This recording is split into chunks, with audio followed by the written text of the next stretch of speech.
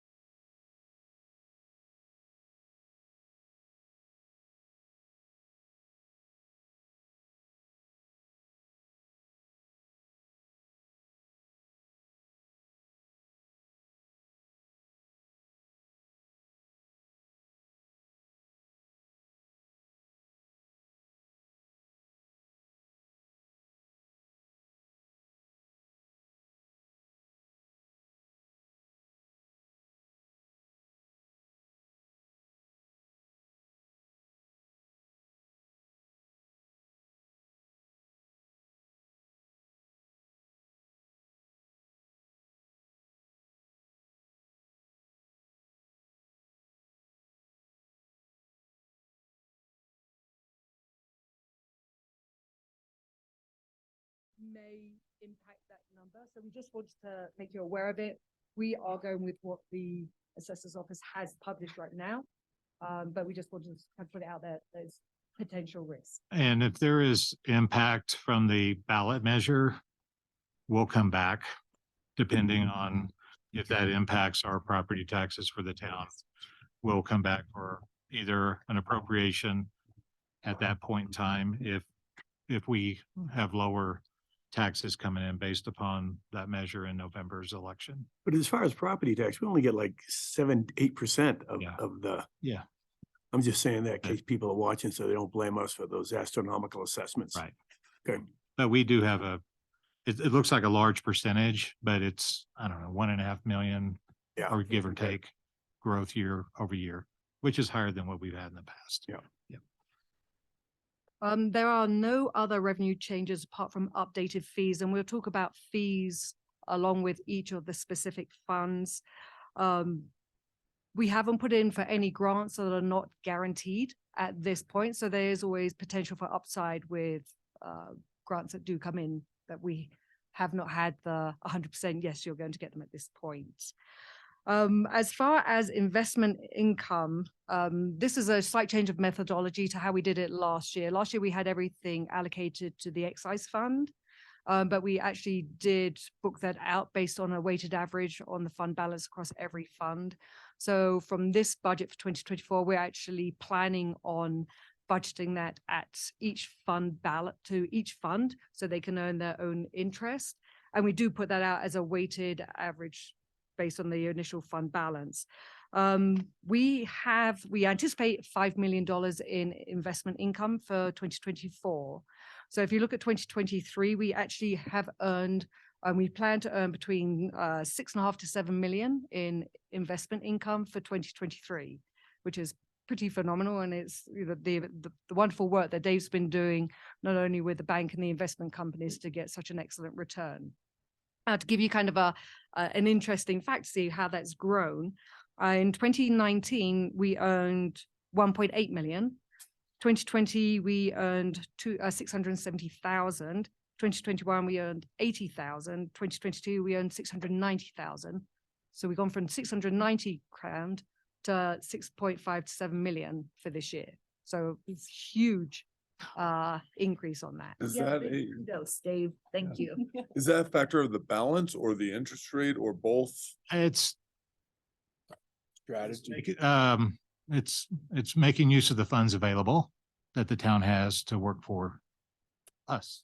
So it's both a combination of the balance and the interest rates that have gone up. And Dave did a really good job of negotiating and moving money around so that we could get the best rates possible for the time that they're at this notably high level.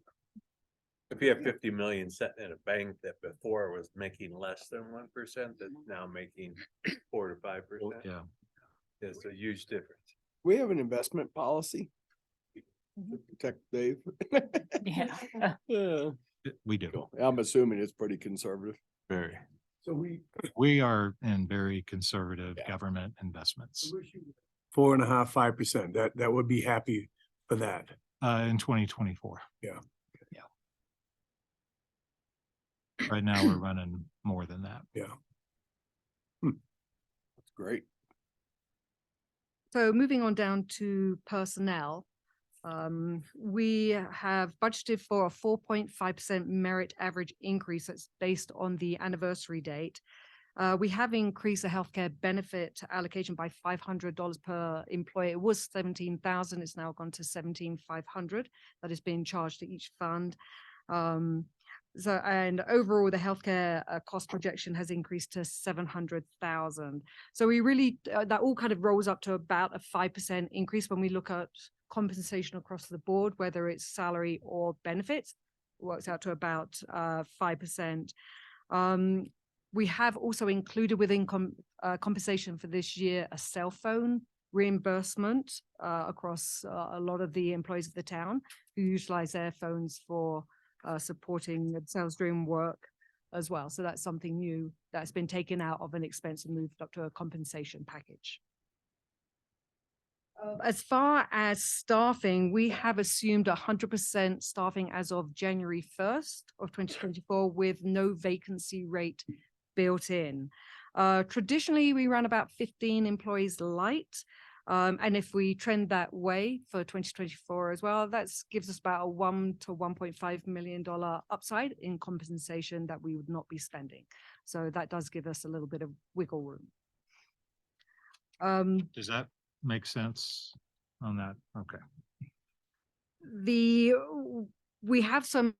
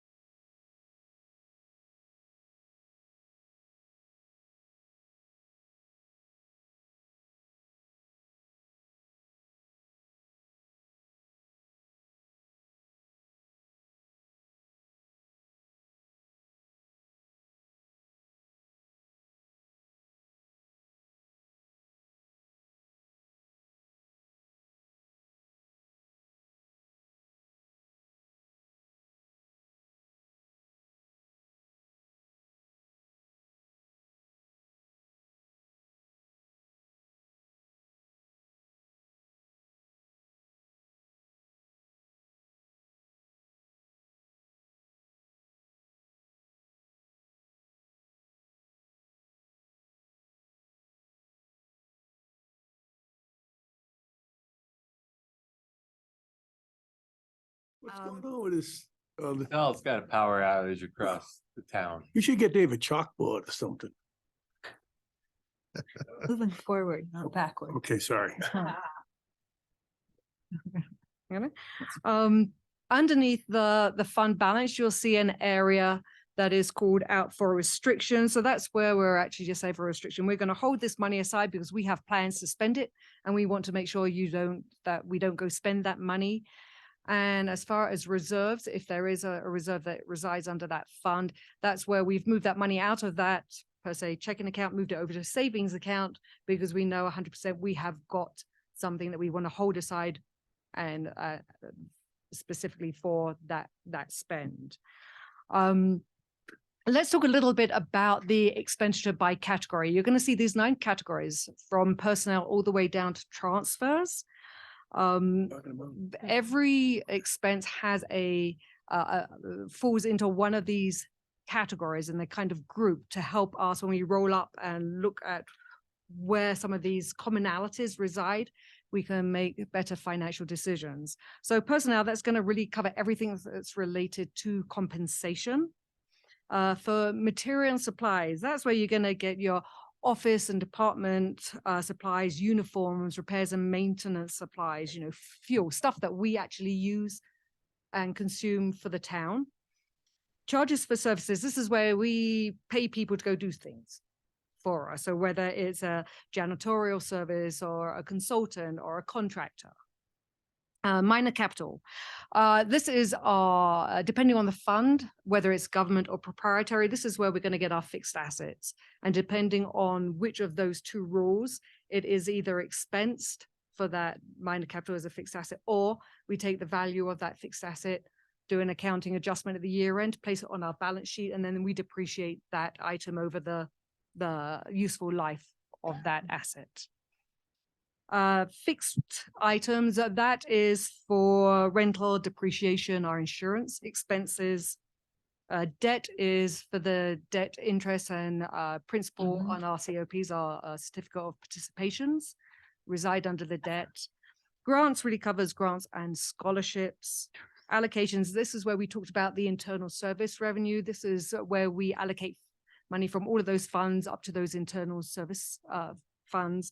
And we finish off with transfer. So these are the transfers out of each of the funds. And of course, there has to be a reconciling transfer in to the receiving fund that is getting that. So that always has to net to 0.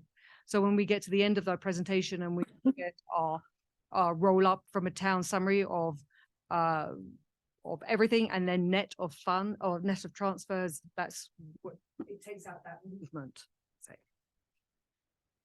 Any questions before we jump over to the accommodation unit tax?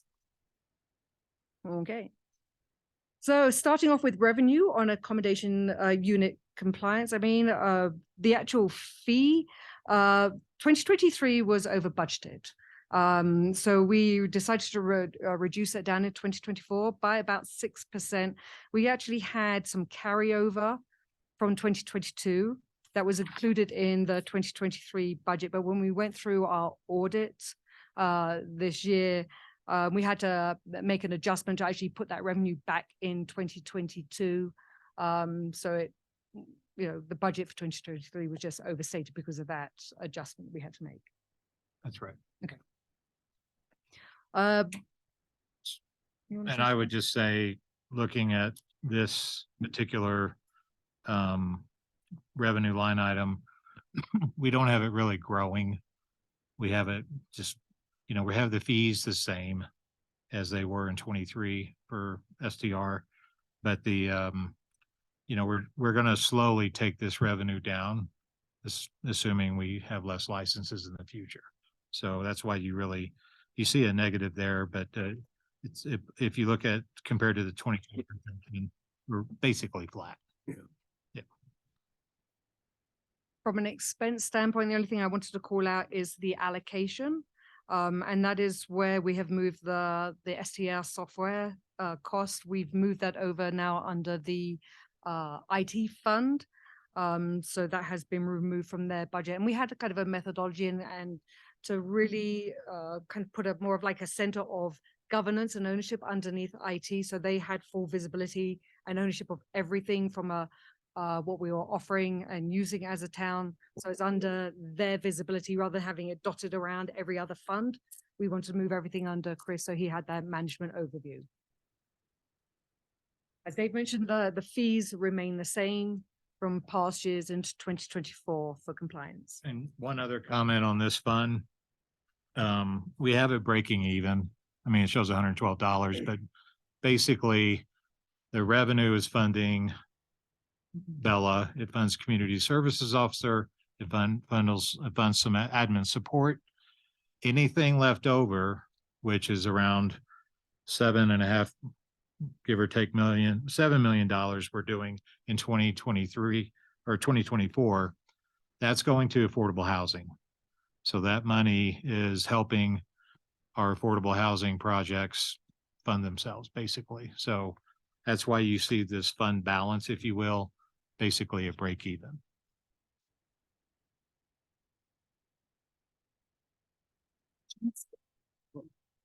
Moving on to sustainability fund. This was the new one this is new fund that was set up, had the transition of those departments from the parking and transportation. This is a governmental fund. From a revenue, we wanted to call out the grants of the $209,000, $209,500. That includes $184.5 for an e-bike program, along with a $25,000 grant from Strong Futures. Those are ones that we are aware of at this point. And that grant matches what was approved last town council for the e-bike program. Yours is for What do we spend glass money on? collection. What did she say? You'll see that there's a transfer from the excise fund of 2.3 million. We need that amount to keep this fund afloat. We want to keep the closing fund balance in sustainability around about $500,000. So that is the money that we need to keep that at that level and have a little bit of cushion. From the expenses, the only things to really call out was the grant expense. This does include $300,000 for grants towards the Resource Wise and Energy Smart HC3 are the grants that will be paid out of this fund. We are also transferring money out of this fund over to capital, and that's going to be covering $500,000 for trash enclosures and about 100,000 for the energy upgrades to the town, with lighting that we're going to be putting in. So basically, I would say on this fund, you can look at it, we're spending about 2.3 million as a town to kind of keep this fund afloat. And that transfer from the excise is required, if you will. So we have a little bit of money in the fund balance. So when you're looking at what we're spending on, I would say sustainability, that would be a number I would kind of look at from that perspective. Because otherwise we'd be losing that much from a investment perspective from the town. And just to be, so you guys are clear, we don't need to wait to the end for questions. So if you have any questions as we go along, please ask them. On the revenue side in this fund, what is the renewable energy certification, which we have revenues of 165 budgeted? On bill credits from our solar arrays. Okay, thank you. Just like I said. Thanks, Jesse. We also have a reserve in this fund, and that's for the bag fee. Right now, it's every quarter I book the revenue that we made in the last quarter, and that gets moved over to the balance sheet in reserve. I would add to say probably we're going to be closer to about slightly over 200 by the end of 2023 at this point. So moving on to the healthcare fund. This one is a proprietary fund. This is one of those internal service funds. So I wanted to call out the employee paid premiums. You'll see that the projection for 2023, we reduced that from the budget from 678,000 to 478. And that's due to the vacancy rate of those 15 employees that we have experienced this year, along with employees picking, whatever myriad of programs that we have the opportunity to sign up for. We will get, obviously we have the option to select whatever best fits us. The internal service revenue of the 4.1 million, that is the 17.5 thousand per employee. That is really allocated from every other fund that has employees. We move those that 17.5 grand per employee over from each of those funds to the healthcare so that they can then pay all of the healthcare benefit costs out of this fund. You'll see that in our expenditures, we anticipate 5.2 million for 2024, and that's based on the analysis that's performed by Brown & Brown, who are the benefit consulting agency, and they're the ones that come up with our estimated benefit costs for next year. A couple of things on this fund, our ending balance in 24 is going to be 2 million. So we've got coverage there from that perspective. So we didn't really increase any more that we were charging the departments, or this fund balance would just become higher. And, one of the wild cards, we have a reduction really in stop loss reimbursements. That's hard to predict, but depending on what happens in the future, that could add more revenue for the fund based upon what occurs, but it's hard to predict what that might be. So, but it's also, stop loss is also driving our expense increase as well from a premium perspective. So 700,000 of, as you can see in the historical view, this is the highest year we would have had from a benefits cost perspective. And stop loss is driving quite a bit of that. We'd like to see that, $1 to $2 million fund balance in here to handle catastrophic events could occur. Yeah, and I think that the stop loss is the wild card really for us. And yes, we do get money back from that, but it also increases premiums. So, it's really a double-edged sword, but it's really important to our plan. We had, I think, an insignificant, as Dave called it, increase to employee premiums this year, but we will look as we go forward at having some increases so we don't get to the point where the fund really needs the money and we're asking employees to jump from one amount to something that's drastically higher. So over the next few years, we'll likely see those increase a bit. And this year, the department employee or town employee contribution went up $500, I think, right? Well, yes. Yeah. So we're increasing the amount we're putting into the pot as a little as well. And we're still in Centene, Centura, or whatever they call themselves now. The I'm in spirit. programs are the same. Yeah. Okay. All right, so moving on to parking and transportation. Matt's going to join us so that he can talk more about the fees once we get through the review of the fund. When we look at the parking and transportation, this is a governmental fund. The revenue, the lift ticket, the 4.2 million that we have budgeted for 2024, that is based on the Vail agreement, Vail Resorts agreement, and that has a 3% increase on our revenue for 2024. Parking management, that one really stands out. So we got a $5.2 million revenue. So that's a $1.6 million growth from 2023, where we were, I think, conservative in the 2023 budget. We did increase the South Gondola parking garage by 500,000. We're used to Jeffrey, so it's okay. In that hitting range. I was just in case they didn't know what a garage is. And our garage has loos. Fancy. No, really? Didn't know that. Yes, sir. Percent escalator in the lift ticket revenue in perpetuity. Well, The CPI. Yeah. Yeah. So basically CPI. But it's capped. I mean, if it's 5, in reality, it's capped at CPI 3. capped at 3. Where are we now? And is that Denver Boulder CPI still? That's our best one, right? It's our only one. Okay, great, thanks. Where are we now? We're on the parking management, Okay. that 5.2. Okay. So within that, the 500K that we have the parking, the South Gondola parking garage. It also includes for other parking, 195,000. And then Dave always loves this, citations. We have a budget of 863,000. That number is versus 23's budget. I mean, it's a big number, but that's what we didn't have that really budgeted much in 23, but that's what's going on. So I think it's important to clarify, and Matt can hop in on this as well.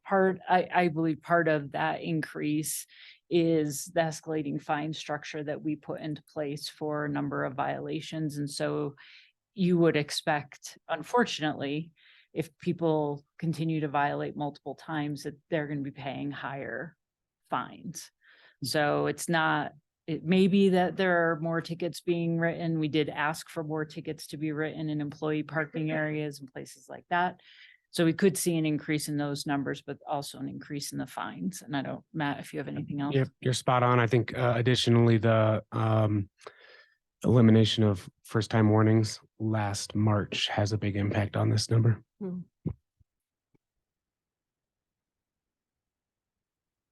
Couple of other things under revenue before Matt jumps over to fees, and then I'll follow on with expense. We have the snow staying reimbursement. This is the Vail Ski Resort's contribution towards the transit operation. And you'll also see at the bottom, the Vail Ski Resort reimbursement. That is for the offering of the new Blue Route bus that we are going to be starting. That one.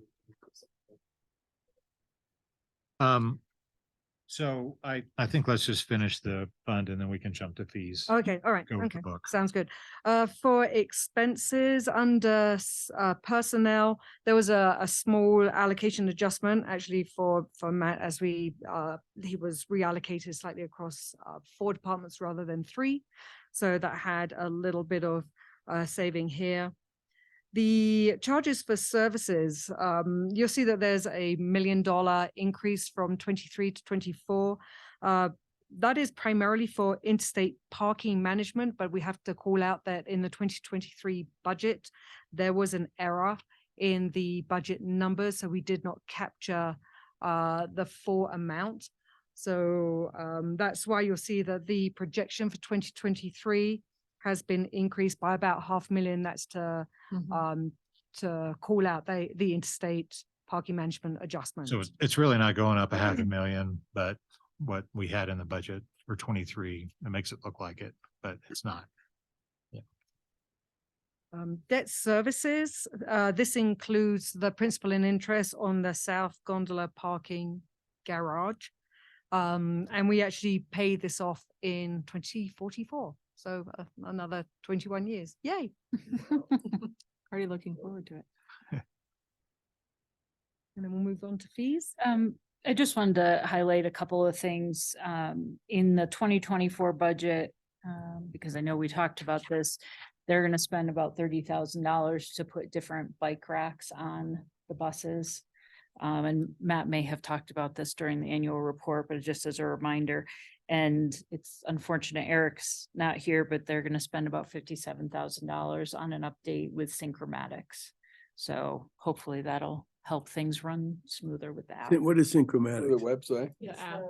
App and the counting and all the technology that's on the bus for that purpose. That's needed. One other, Matt, is that gonna take care of the issues, do you think? I want to say yes, but I don't have 100% confidence, but I do feel like it's a good investment. It won't go backwards. But you want to say yes? Yes. Okay. Feel free to say yes.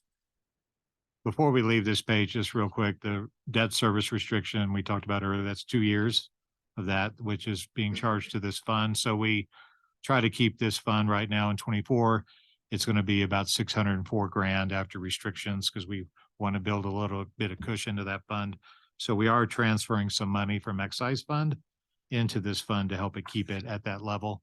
And then Tracy talked about at the beginning when we talked about reserves, where we actually charge the income statement and we set that aside for future. So in this fund, we do that for the South Gondola parking garage per the agreements. It's around 70, was it 75 or 70,000 a year? And we'll so cap that- it at 350,000. But that's what that reserve is for. And then our next page is the fees. Parking rates. So I did hear there was going to be some questions or comments on parking rates if we wanted to look at adjusting those, how they might impact the budget. So I have the idea of what you wanted to go through, but if you'd like to ask the questions or whatnot, we can go through that. So, oh, go ahead, Kelly. I think you're referring to that we were looking at sort of comparing people or the use type at South Gondola to F lot and Wellington lots. Mhm. And just that they're, well, Wellington in particular is, half as much, under half as much. Right. So we were just trying to figure out if it really makes sense to be incentivizing those lots to get filled first and used by skiers primarily. And not the South Gondola lot, which is where we really want people parking. And tacking onto that would be the 200, 300 North Main Street. Perfect. So if you want a couple of recommendations or thoughts on what we could possibly do here to adjust this and kind of change behavior, I can go through that quickly. I totally agree with the idea of 200 and 300 North Main. If you're looking at your sheet there, that first column, that is the 300. We can eliminate that column and put it into basically the other Main Street column. So it's basically one whole column, which is all of Main Street. That gives us a pretty good kind of base of where to start with everything. It does escalate the prices quite heavily after that 4th hour. I think what that does, and that should tell the story here a little bit better, is when you hit that 4th hour, if you were parked on Main Street, you would be better off carpooling and going to the South Gondola lot anytime after that 4th hour in either the weekday or the weekend. So that to me is a good answer. Carpool and park in South Gondola for less money for a full day. I think Matt will tell Kathy for this, Mhm. because I'm afraid to. So that would be the first kind of recommendation that would lead us into what's next.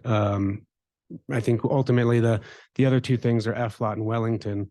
Those two lots are really kind of premium lots. I think Wellington can be kind of related to North Main Street or even Main Street as a whole. It's right there on Main Street, close to all the businesses.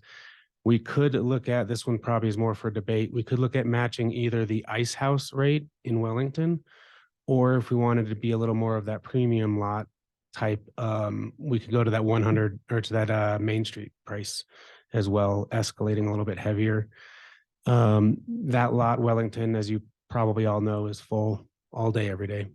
So no matter what price we do, we're probably going to still remain full. It basically abuts Main Street. So, Mhm.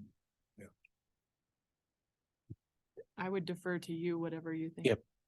Put it into the Main Street category. Okay. And then the last one is really F lot. That's also a premium lot in the sense of it's right there on Peak 9. This one is a little more unique in my mind that it has a large employee base or workforce base that parks there. It is kind of a hidden gem if you look at the price, how it lines up on the south side of town. The only other lot that's related would really be the ice rink. So with F lot, I think this one we could go any direction, but my thought at the moment is to allow for that 4 hours, just like it shows, up to $3.75. And then after that, we go to the flat rate that is the same as the parking structure at $17 an hour, or for the rest of the day, sorry, $17 for the rest of the day. We could do something like that. That might not settle well with our residents, but it might be a good change to help push those people into the parking garage, which I think is a little bit better use of our space. Matt, just to be clear, when you say employees use the lot, they're paying for the lot because our Correct. permits are not valid there. We have no permits in that lot. So why would they drive people, if it's the same price, why would it drive people, or is it the same price? If we go to that 17, it would be the same price as the south gondola lot and north gondola lots are, but in those two lots, you can get a 50% discount for carpool. We won't do that in F lot because you have to man the physical lot. Yeah. And it's unlimited employee passes for F lot, or do we limit those? We don't have any employee passes. They just, those employees that are parking there are paying the daily rate. Oh, right. there Is for that free however after long. 3? For Uh, employees? In the winter, it is free after 3. Yep. Nope, sorry, 5. 7 a.m. to 5 p.m. it's pay. And is that because they 7 a.m. can't get an employee parking pass that's closer to their business? Is that what it's? If they're not part of the parking district, or a lot of it is the people working on the mountain on that south side, or even in the village area, that aren't necessarily able to get an employee permit pass. Matt, how are you tracking that we know employees are using that if they're, Most of it is coming through Breck Park, just in the sense of feedback they've gotten from either citations or just feedback they've gotten. So okay. I think FLI is, we talked about this a little bit, but FLI is such a huge parking reservoir for the Quicksilver chair.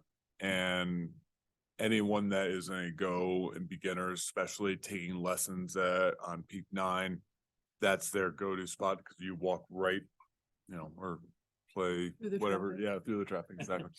But they It- have ski boots on, so they're nimble. If it was possible, I think my preference would be to figure out a way, kind of like we did with the e-bikes this year, of discounting residents into the south gondola versus discounting residents into the F lot, which would also, be a blanket for guests and residents alike as it stands now. I feel like discounting F lot for everybody shoots us in the foot a little bit, and where the south gondola is filled 16 days, 18 days a year or something like that, or 30, whatever it is. Why wouldn't we incentivize our residents that don't have parking passes to go to F lot when we can gear them to where there is actual vacancy? I agree with that. I would agree with one caveat. I think F lot should be free after 3. Because there's a lot of nighttime employees in that district, in that area. And I don't think the issues that Jay was speaking to really play after 3. If I have to look back at my notes, I think there was a reason it was 5. it might be due to Tiger Dredge. I think it did have something to do with Tiger Dredge, but can we just, all I'd ask is maybe we can go back and look at some of our older notes to see if there's a good reason why we had it at 5, and we could bring that back to you. Otherwise, Makes sense. we can go to 3. Unless And it's scary to- one other thing I'll throw in there in regard to F lot is this last year, Beaver Run upped the price of their winter parking pretty substantially to be, obviously on snow. I think that impacted us in the sense of it filled F lot even more because it was such a lower price. I think it's $28 or something more than that. So I think that's a big change that pushed people into F lot. So I don't want to say that we should combat that, but that's just something to take into consideration. We saw quite a bit more usage of F lot on the weekends, mostly because of that. And then just the one thing I'll add is that we have to have ski area agreement Yeah, on just- pricing for the winter, how we use those spots. We're hoping to set up a meeting with them here soon, and we'll certainly ask them about incentivizing locals to use that lot on non-peak days.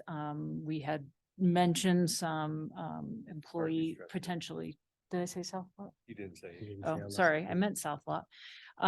We had talked about maybe some employee options, but we have to get their thumbs up before we could move forward with any of that. So we'll In add other it words, to the whatever list. we decide here, it's gonna have to be kind of run by VR. Just for the South Gondola lot Right, in the for winter. for the garage, yeah. yeah.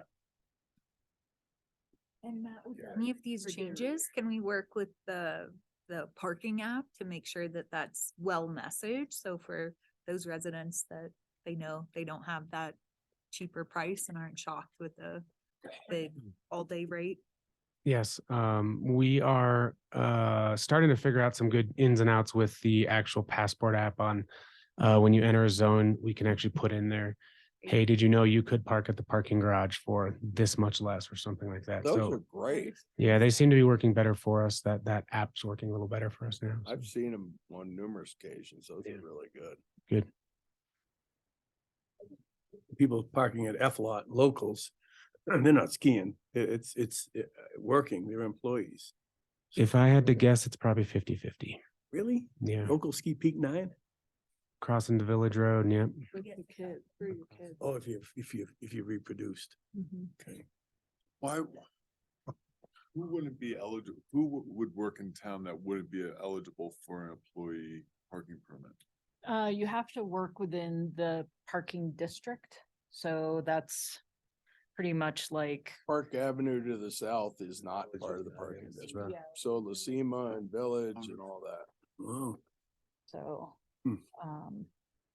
Initially, Deer Steermark wasn't until I reminded them that I paid 40 grand into the parking district. And then I got added. We always get concerns from the clinic, the medical clinic over there and yard docs and that, you know, that they have. cause that's so affordable over there. I will check with Shannon Smith on this, but I think the reason that we changed FLOT to 5 o'clock was because one of the traffic studies we did down in that area showed how many cars were coming and going. Circling. And I think we were trying to get people out before people came in, Gotcha. if I recall. So, okay. We have to add it. That justifies it. I'm fine with. Yeah. Makes a lot of sense. Okay.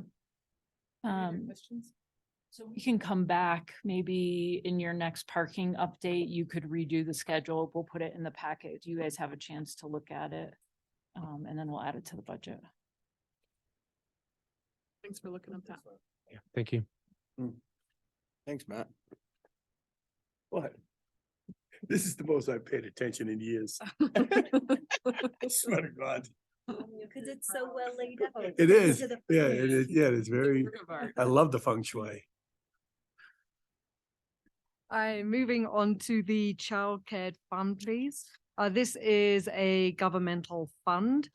You'll see that this one, the transfer from excise fund of 1.2 million is flat year over year from 23 to 24.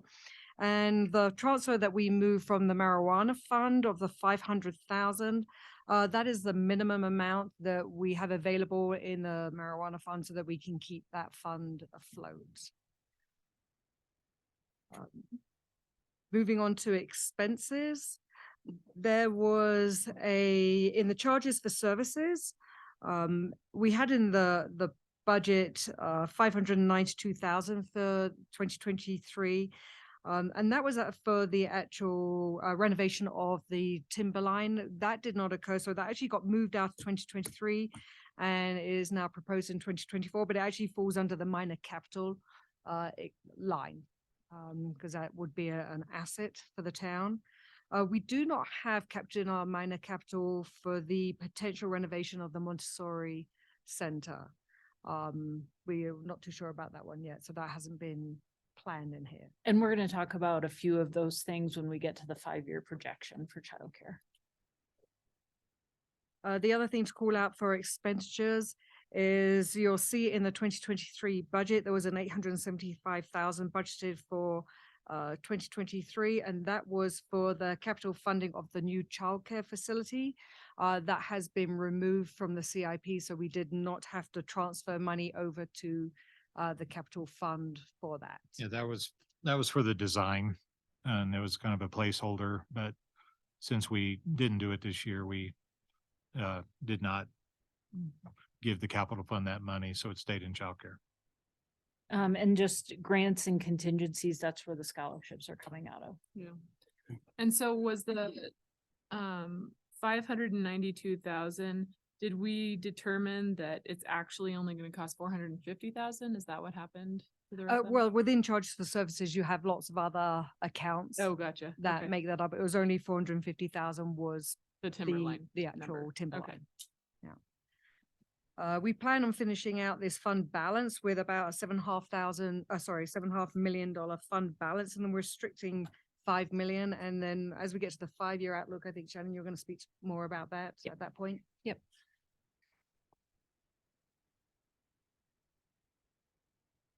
Yeah, you know what? I would. It's money well spent. So moving on to Dave's favorite fund, the cemetery fund. It is. Oh, yeah. Really, there's not a lot for us to say about that. There are fee increases in 2024, so I was going to invite Helen to speak to that.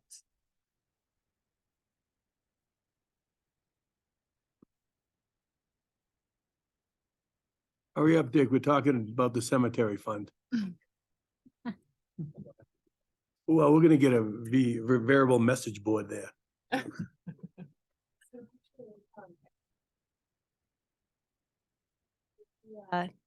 Fee increases that you'll see as part of the cemetery fund, and I can get there as well. I can multitask.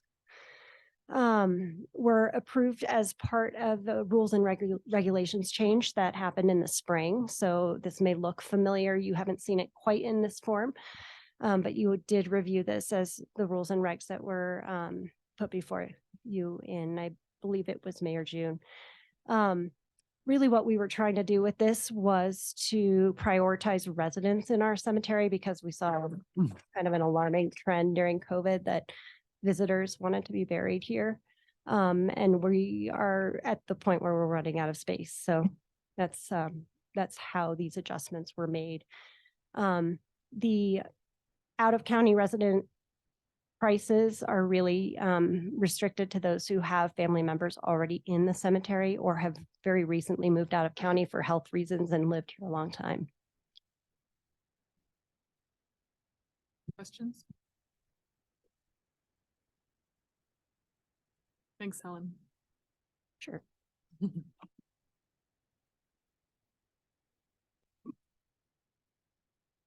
All right, so moving on to the marijuana fund. This fund is a government fund and is purely serves the purpose of supporting the childcare fund. From a revenue standpoint, we've taken down the marijuana tax in 2024 very slightly, a small deflation, and that's just really trending from what we are seeing happening right now. From an expense standpoint, the personnel, this really supports one CSO in this area. Oh, a detective, thank you. And the transfer of that $500,000 is the money that we move over to the childcare fund that we just talked about a few moments ago. Keeping the fund balance right around a couple of $100,000 for the end of 2024.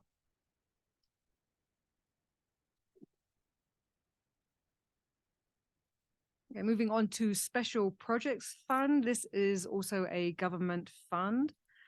To fund this one, we take money from the excise fund. You'll see there's a transfer of $3.4 million in 2024. And this helps us keep the fund balance consistent at the end of the year, right around about, $600,000-$700,000 is really where we want to keep the fund balance resting. To talk about the expenditures, I'd rather break this down by the program rather than by the category.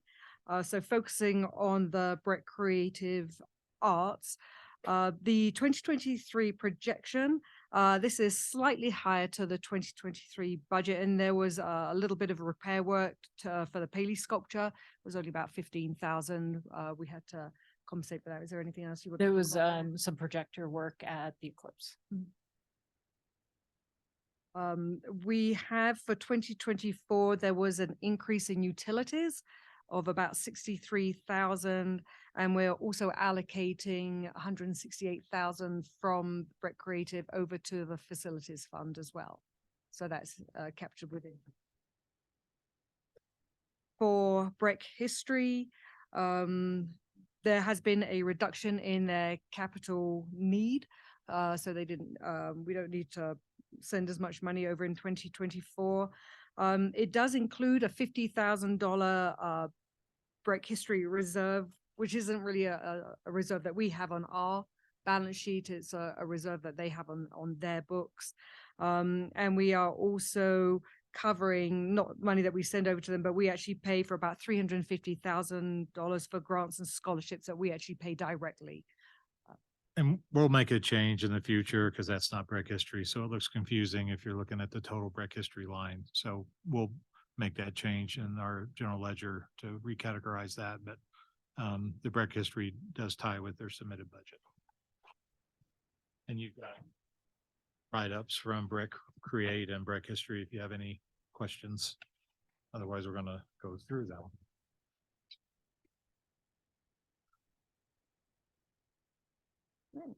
So moving on to the facilities fund, this is a proprietary fund. This is one of the internal services funds that we have.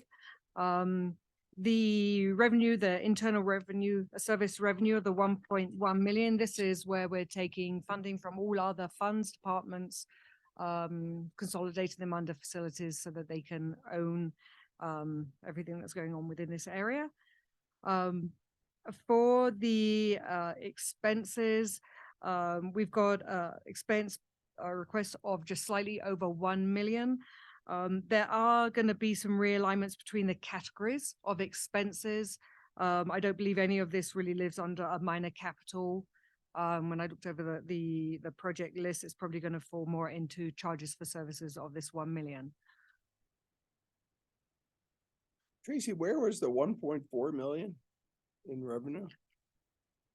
1.1. 1.1, did I Okay. misspeak? Yeah, the internal service revenue of 1.1. Sorry. 1.4 and I couldn't find it. Sorry.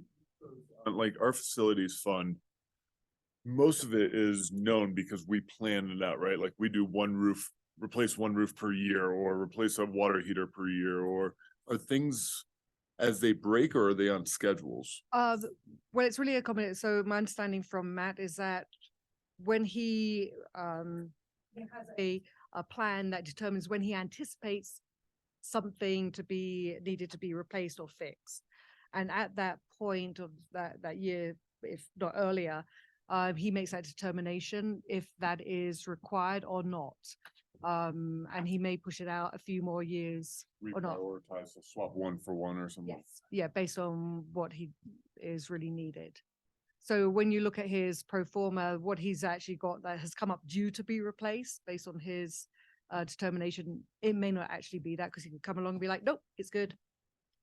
Push it out a few more years. Thank you. And the childcare facilities, they're not under this. It would No. be under capital. Okay. But not a new one, like repairs. They either pay for their own repairs, even though we own the buildings. I think they pay for their own. And then Breck Montessori, in that case, that would come out of the childcare fund, whatever we have go on at Breck Montessori. Yeah, because that's like that's the foundation of the building that needs to be fixed. So not like a heater or a boiler, Yeah. right? Stuff like that. Yeah. Within this fund, you'll see that it's going to end a fund balance of 5.6 million. So we definitely have a lot of bandwidth in here for things to break. And get We fixed don't and want replaced. We don't want them to break. But we don't want that, no. Easier to kill, easier. I'm moving on to IT, please. IT is another proprietary internal revenue fund. So this is where I spoke of earlier. We had that change of methodology to put kind of like that governance centering under Chris's directorship. So he has oversight and to see what we're actually owning, spending, and he can get his arms around that. So rather than for each fund paying for whatever software, we now do it as an allocation, and then Chris can manage that entire program. So that's where you'll see that that pickup from 23 to 24 of 1.6 million up to 2 million, slightly over 2 million. That kind of covers some of those software costs that were lived previously under different funds. And they did come out of the other departments, so we're not double counting. The only thing really to call out on this one is you'll see there is a new restriction for a parking meter replacement of 100,000. That is going to increase every year by 100,000. You'll see that in the 5-year review. We take it up to 400,000 with a planned spend in 2028 for that project. Is that gonna fix those things being offline so much? It depends, I would say, on what technology comes along and how much better we are at getting connectivity. It's less an issue of the machines and more an issue of our service. Okay. But hopefully as we get more and more people over to apps and you are using their phone to pay, we'll need less kiosks. Some places are just scanning, they just have QR codes on signs, right? We do, Without machines. without machines, yeah. Have we? So that's scheduled for this coming year, starting to replace meters. To start accumulating the funds. We're setting aside the Yeah. funds to do it in the future. We're going to take up to 400,000 and then spend in 28. So we're not gonna do them a few at a time. We're gonna save the money and then do them all at Right. once. Gotcha. Yeah, you wouldn't want to have different, yeah, if we can avoid it. So moving on to the garage fund, And there's Oh. 2 projects in IT for 20, that's at the bottom, just real quick. One is we're doing a new phone system in 2024. That is a part of the IT budget. And then security cameras as well for 103,000. So we wanted to call those out because that's 2 projects that they are tackling in 2024. You know, there's a company called Allo that does a really good job with phone systems. I highly recommend them.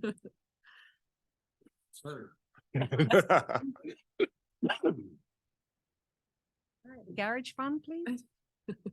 You've been waiting for that. haven't you? Oh, Do you want to he's say? been saving that up. Good delivery. All right, so this one is also a proprietary and internal service fund. For the grants, the budget for 2024 proposed of 1.3 million.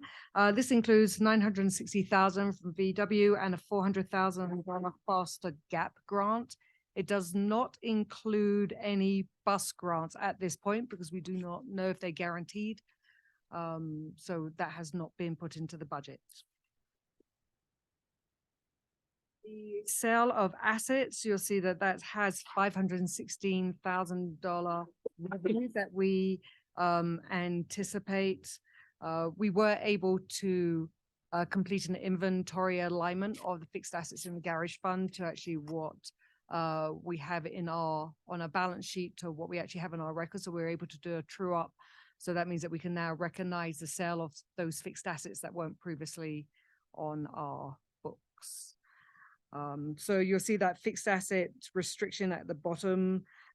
We anticipate 6.5 million is going to be a restriction of fixed assets. That does take into the value of depreciation of those assets. From an expense standpoint, we have minor capital, 4.9 million. That does include the purchase of 2 new buses. We have the expense in there. If we get any future grants, that'll be upside. The other thing within the restriction, we also have in here the battery lease as a restriction. We are required to hold back the liability payable that we have as a note on our balance sheet that has to be restricted. Garage fund, does that include snow plows and, Everything. okay. The everything on whole, wheels, you have capital and then you have operations. and the all the operation would be gas. Mechanics, Okay, fuel, all those types of things. thank you. The Conservation Trust Fund, this is a special revenue fund. And this fund exists to fund recreational capital projects. I don't have any notes on here. It's nothing to say about it. Transfer in, It's not transfer much out. on here, yep. open space. This is a government special projects fund. The revenue that comes in to this, the sales tax, 3.6 million. This is an allocation of our sales tax. Actually, we get 0.5% of sales tax gets allocated over to this fund. There's nothing else to say about this fund either. See, 3.6. Yep, under the sales tax revenue. Yeah, okay. And the minor capital that we have in this fund is whatever other open space purchases are made during the year, right? So we've got 2 million in this budget in 2024 as a placeholder. And then you've got on top of that, a $7 million fund balance beyond that 2 million we have in the budget for miscellaneous purchases. So you kind of look at it as a $9 million roughly number. Yeah. Boy.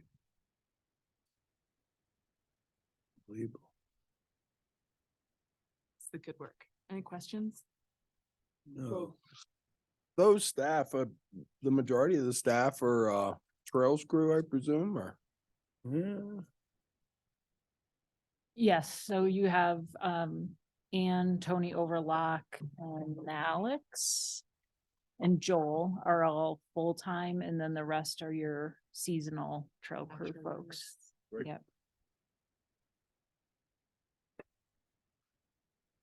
Okay, so moving on to affordable housing.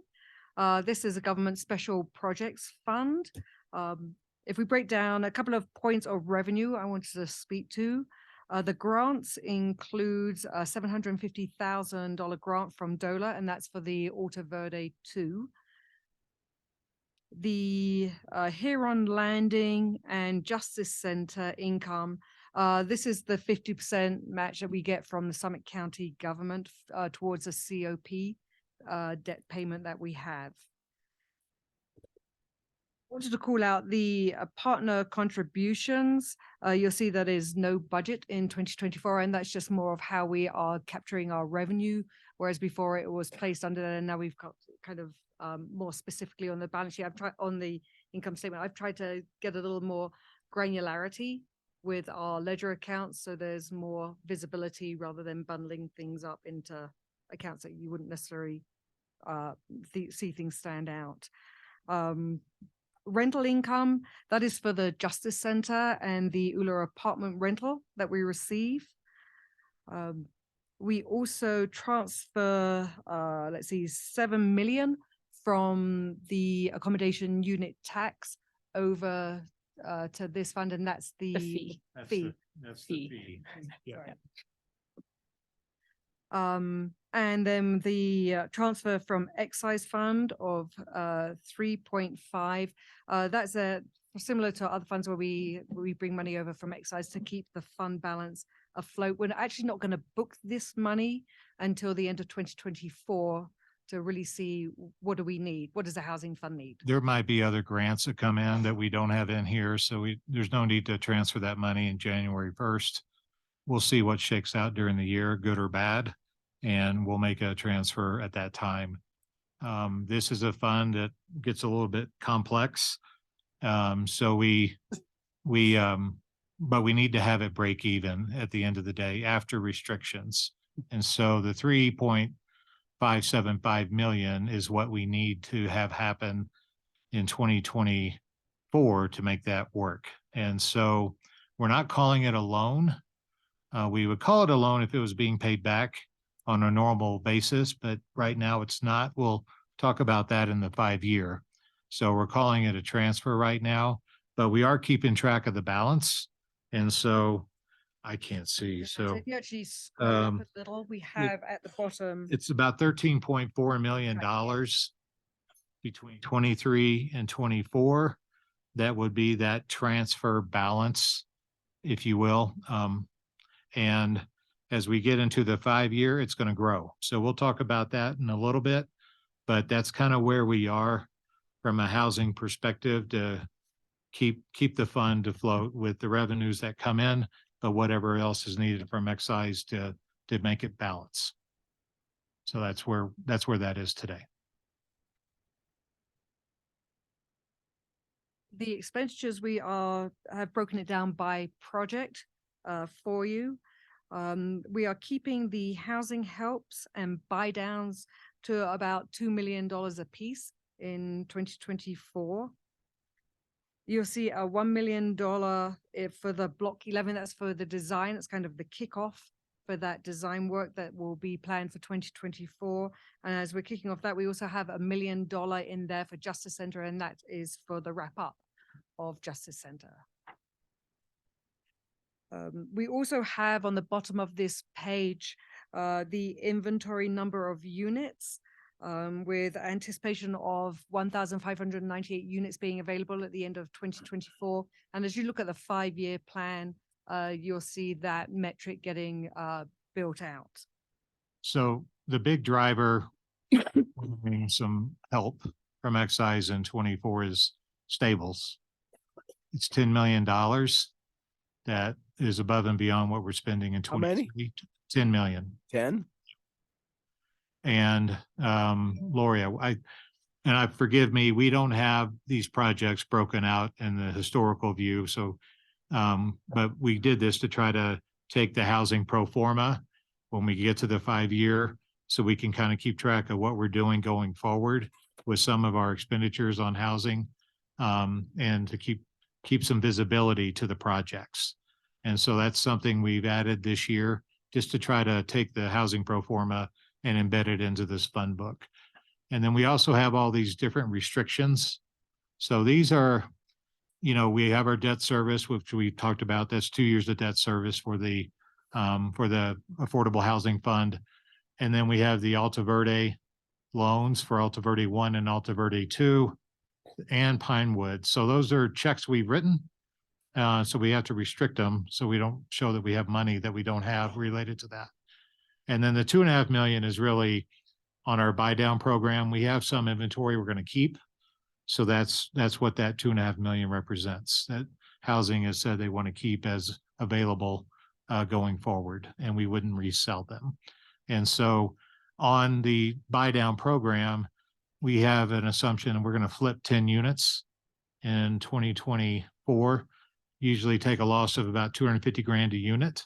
So that's how you get to the 2.5 million in the budget for that. And then on the housing helps, it's the same kind of logic, but we just write checks. It's not really flipping inventory. The 10 million for stables, are we gonna get a portion of that back when those get sold, or that's just part of our? Our subsidy. That's our subsidy. And that transfer from the excise, it's $3.5 million transfer. That number was gonna be a lot higher. If you recall, we were working with the school district and trying to expedite block 11 and hoping that we would actually, maybe try to go vertical at some point in 24. But as we're getting later into 23 and there's just, we're too far in, there's no way we're going to really spend much more than planning dollars in 24 for block 11. Block 11 is going to be your next really big spend. And so you have to be thinking about that when we're going to bring some preliminary plans to you for block 11 and at the next council meeting, and start to look at that and what that could look like. But keeping in mind, again, how are we going to try to manage that cost? Because while you're looking at 10 million on the stables,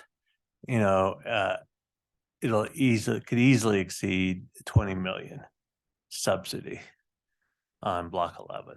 And so we got to figure out how we make that number go the other It's direction. roughly a little 200 bit. grand a unit. Yeah.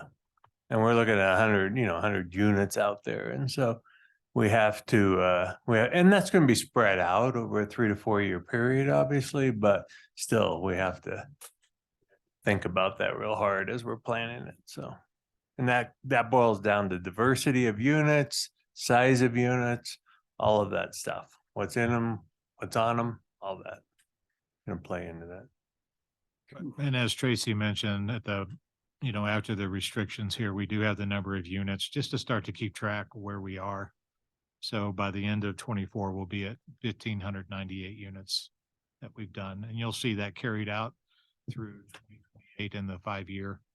And, you know, and then I'm sure Lori will come up at that time, but there's a need for more than what we have in our 5-year as far as units go. So anyway, any questions on housing? Should I check in with Todd? Todd, are you all set? Yeah, I'm good. That's incredible work on the housing front. And yeah, I'm good right now. Thanks. All right, excise tax fund. This is a government fund. Looking at the accommodation tax, we have a 2024 proposed of 6 million. We're keeping that flat to projection. The projection is higher to the budget, and that's because of the sale of the Residence Inn. That was kind of like a standout one-time event. Sales tax, we've kept that flat to projection as well. And then the investment income, that's where we had that change of methodology that we spoke about earlier in the assumptions. So just wanted to call out that $1 million of that will remain within this excise tax fund. The expenditures by category, we did break out the transfers. You'll see it to rather than just a one lump of transfers, you'll see it broken out by fund of where we're sending that.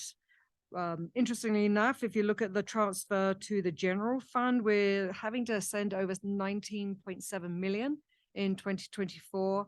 And when you compare that to 2021, where we had to transfer 12.4 million, that's about a 59% growth in those 3 years. So when you look at the revenue for excise in the budget, a year ago, we sat here and we put in a 10% reduction. I was wrong.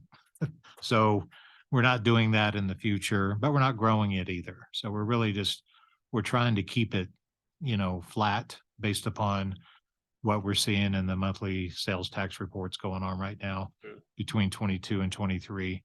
I don't know if we've plateaued out, but we're not really projecting any major growth, just to be safe with the excise, since it funds a lot of different funds, and we need to make sure we've got a good balance to do that with.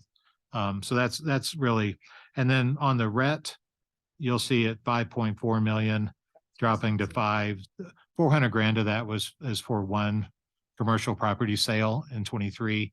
That's helping us hit our budget. We're not putting those as a repetition until the housing market kind of changes and interest rates come down a little bit. We just thought it'd be safe to be conservative on our RET taxes coming in 2024. I'll second that. Good work, Dave.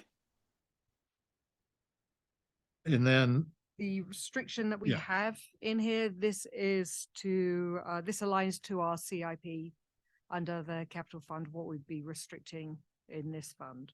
and the 3, so we have the 3 years of the capital projects. When you look at that in our pro forma, it gets to be a pretty material number because we're going to include 28 and 25. So we'll talk about that in a little bit, but that's just a number to keep your eye on going forward, because we have to make sure we can cover that restriction. So the following graphs, you've got the sales tax collection. You'll see that is flat in recent years. The accommodation unit tax, we're taking that down because of that slight reduction in ADR. And then the RET, as they said, we're just being cautious with that one-time occurrence that occurred in 23. We don't anticipate that in 2024. Tracy, I'm sorry, I have a dumb question. Why is the capital projects restriction in excise and not in capital projects? Well, we transfer money to the capital fund to cover current projects. I guess we could either way, we could restrict it that way, but basically that fund balance, what we transfer to the capital fund covers the projects for that particular, I'll say, year, if you will. And so instead of having a $50 million fund balance prior to restrictions, since the excise funds covers many other programs, we just want to make sure we're keeping it safe and we restrict from the capital fund projects out of the excise fund, just because that fund funds so many other funds within the town. Right. And so it's better to keep it that way, I would say. As it shows the revenue side too, so when you're keeping that fund safe, you've got the revenue side and the expense side all together. Whereas if you skip over to capital, And then, it can be confused. yeah. It'll be one less transfer to do. Right. Understood. Thank you. We transfer. Okay. All right. So moving on to golf, this is a proprietary enterprise fund. So this is one that we run like a true business. The revenue, what wanted to call out we consolidated residence cards under greens fees, things that we no longer have those punch cards. So you'll see that revenue has been wrapped up with a proposal of 2.8 million revenue is what we anticipate for 2024. Nothing else on revenue. From expenses, personnel has changed a little because we again changed the methodology. We have staff that support both golf and Nordic in the winter, so we are now allocating them out at a within the personnel expense line based on whatever their percentage of support that they offer, rather than doing a journal entry true up at the end of the year, which is puts a lot of pressure on those running the golf department to come up with that. We're now doing it through payroll allocations. For the minor capital, we have 1.13 in the budget, and that is to build out. There's going to be a new stairway at the side or the back of the clubhouse. We're also planning on working on beaver for the cart path and the fence replacement. Scott's going to talk about fees, I think, in a moment. I did just want to call out the restriction for fixed assets. We're going to be working with golf in the next couple of weeks because we got to perform an inventory to truly know what is our fixed asset value that we have on our balance sheet. This is the value we have currently that we're restricting for. So that value could change one way or the other or not at all once I've actually done that inventory. So that's kind of an unknown, but either way, the fund balance is very healthy. So even if when we go to do the inventory and it changes, there's cushion right there. Great. Any questions? What do you guys think? I'm just confused why an asset would be a restriction on We the wrote a fund check. balance. Oh, And so in a sense, that came out of our bank account. So it did not hit the income statement. It hit the balance sheet. So we need to reflect that we wrote those checks to cover that capital. and it's being depreciated down. But the depreciation actually gets booked in a period that's not part of the budget. So it's part of our financial statements, but it's not part of the budget. It's a part of the act we won't get into that now. We're good. Okay, start Losby. As we, and these chaps are here to talk about fees. Me? Well, so I guess, does anyone have any questions on the fees that we've proposed? Specifically, just if you set the stage a little bit here, remember there's some things that we propose to try to make some changes. Yeah. And some of those might, result in a little feedback that you're gonna get as far as how, obviously looking at residents. So, so just to give you a really quick, simple overview. Pre-COVID, our highest amount of green fees was around 1.9 million in green fees for the season. here we are 4 years later and we're up to 2.8 is what we're projecting for the end of this year. That translates to a lot more golfers at the golf course. So we're trying to solve some of our tee time concerns that we have with people not being able to get the times that they want. And we think that some small changes plus an additional layer in fees for changing basically residents to primary residents.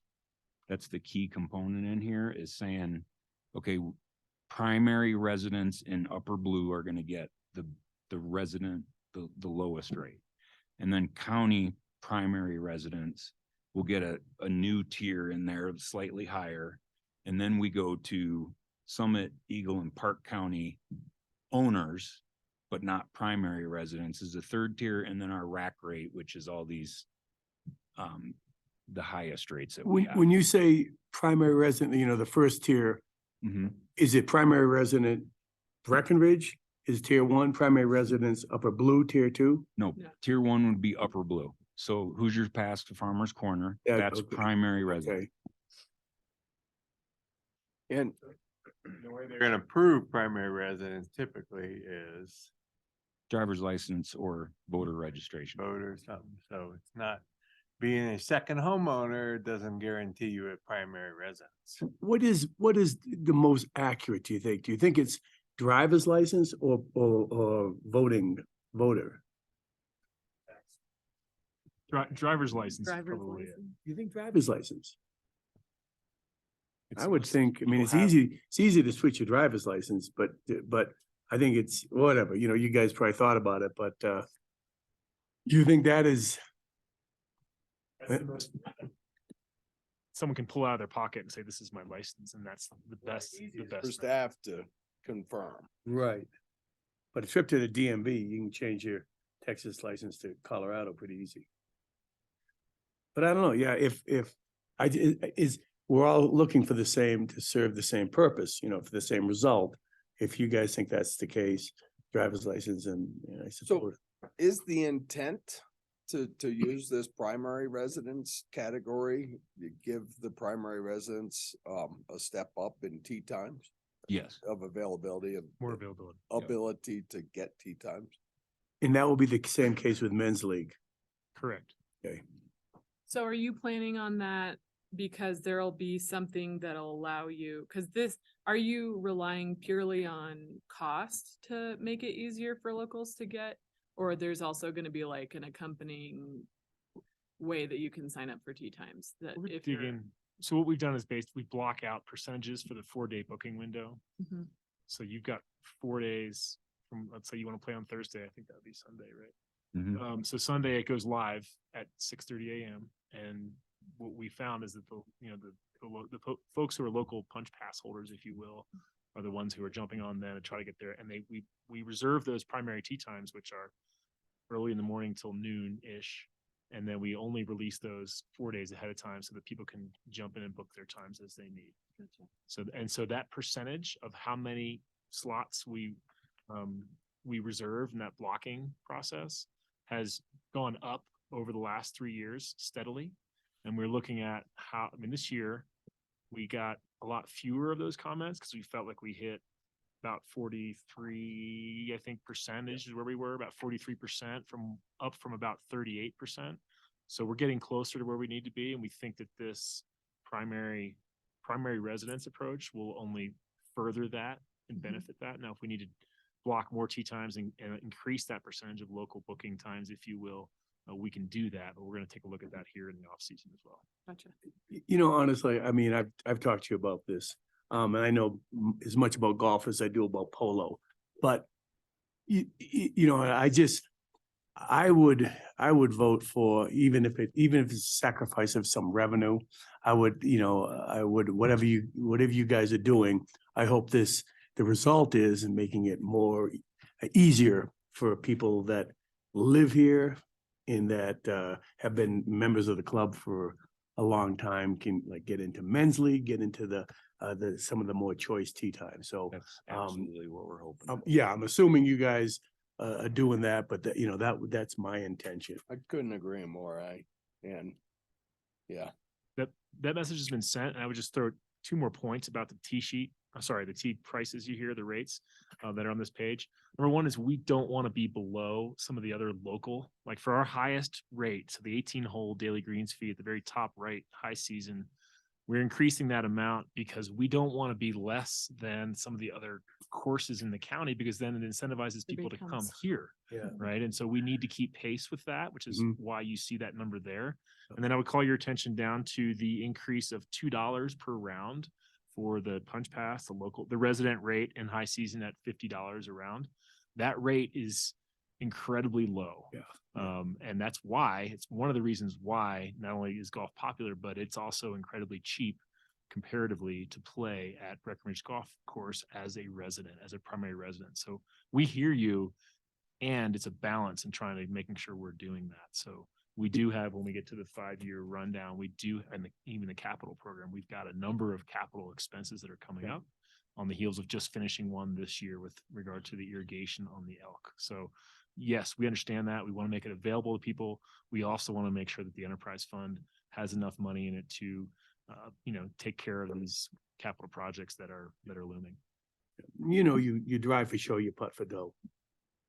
Is that a polo? Someone told me that. Oh.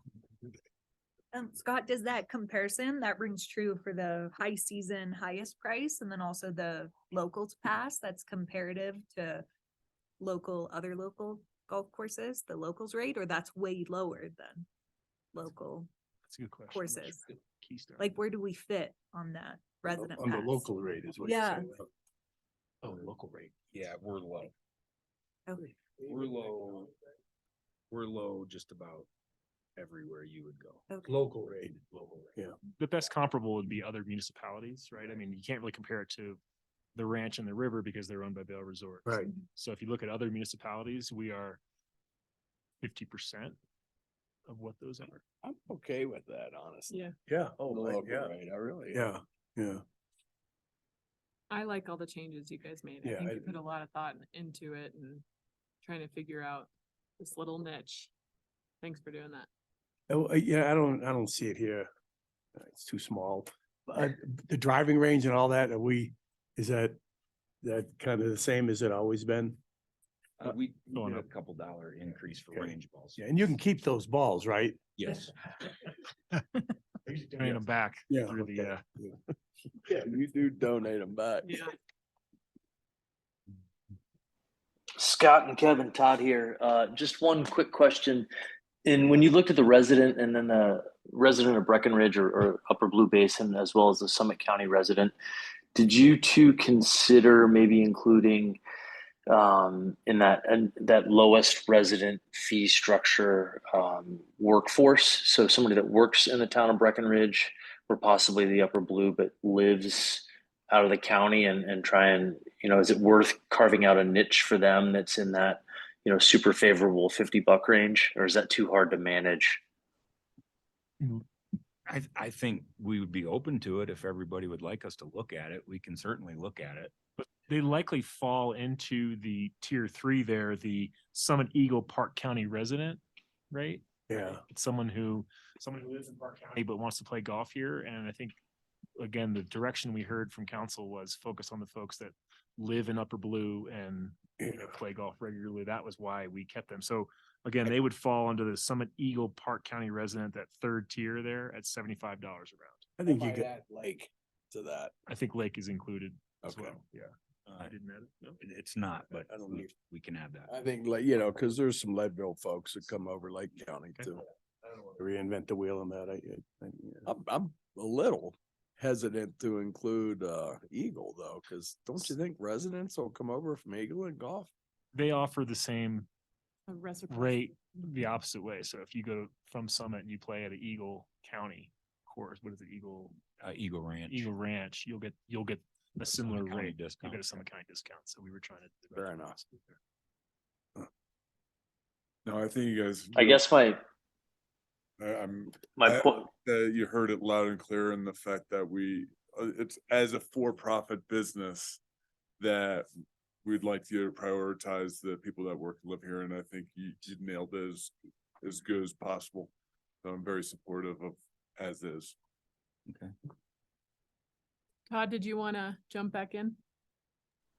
Yeah, thanks, Kelly. Yeah, just curious if there was any momentum to try and take care of our workers for the town of Brecken, the Upper Blue, a little bit better than that third tier. Everything looks good, and I certainly appreciate all the effort that's been put into making this better. And I think it's, certainly a lot of tea time set aside. But yeah, do we want to make it a little better for employees that serve our community, I guess is the question. Also hard to verify that. Yeah, I was gonna say that's, yeah, and I don't think there'd be that many. The town of Breck employees, regardless, they get that. Yeah, yeah, best rate, but other employees, how do you verify it? I wouldn't, yeah, I'm not. Well, it's paycheck, but it can be hard. I think this is, maybe next year we'll talk about that when I'm not here. But I think this is a good first step for sure. And I really appreciate you've kind of done this and yeah, I think this is. One last. Good thing by me. Thanks, everybody. Yeah, the next page is the list of golf capital projects in the next 5 years. That's not. Oh, never mind, forget that. Yep. We would have liked to see that. No, it's coming. Appreciate the nonprofit rate, because there are a lot of there are a lot of golf tournaments that raise a lot of money out there, which is awesome. Really? Yeah, we do. Yeah. Are you gonna tighten up the dress code? Not for those. Are you ready? Move on to marketing? Have to? Yep, gotta keep going. So marketing, this is a government special revenue fund, and this funds the Breck Tourism Office. You'll see that revenue for accommodation tax, this remains flat to projection at 4.2 million. We have introduced a new department under this fund. It's called Communication and Public Outreach. And this is staffed by primarily transitioning staff from other departments over to this, and also includes a new head for a bilingual outreach coordinator. I'm sure Shannon's going to speak more towards this. There are a supporting documentation, but talk about this. So I'll just give a quick overview because Helen put a really nice memo in the packet and she can speak to this as well.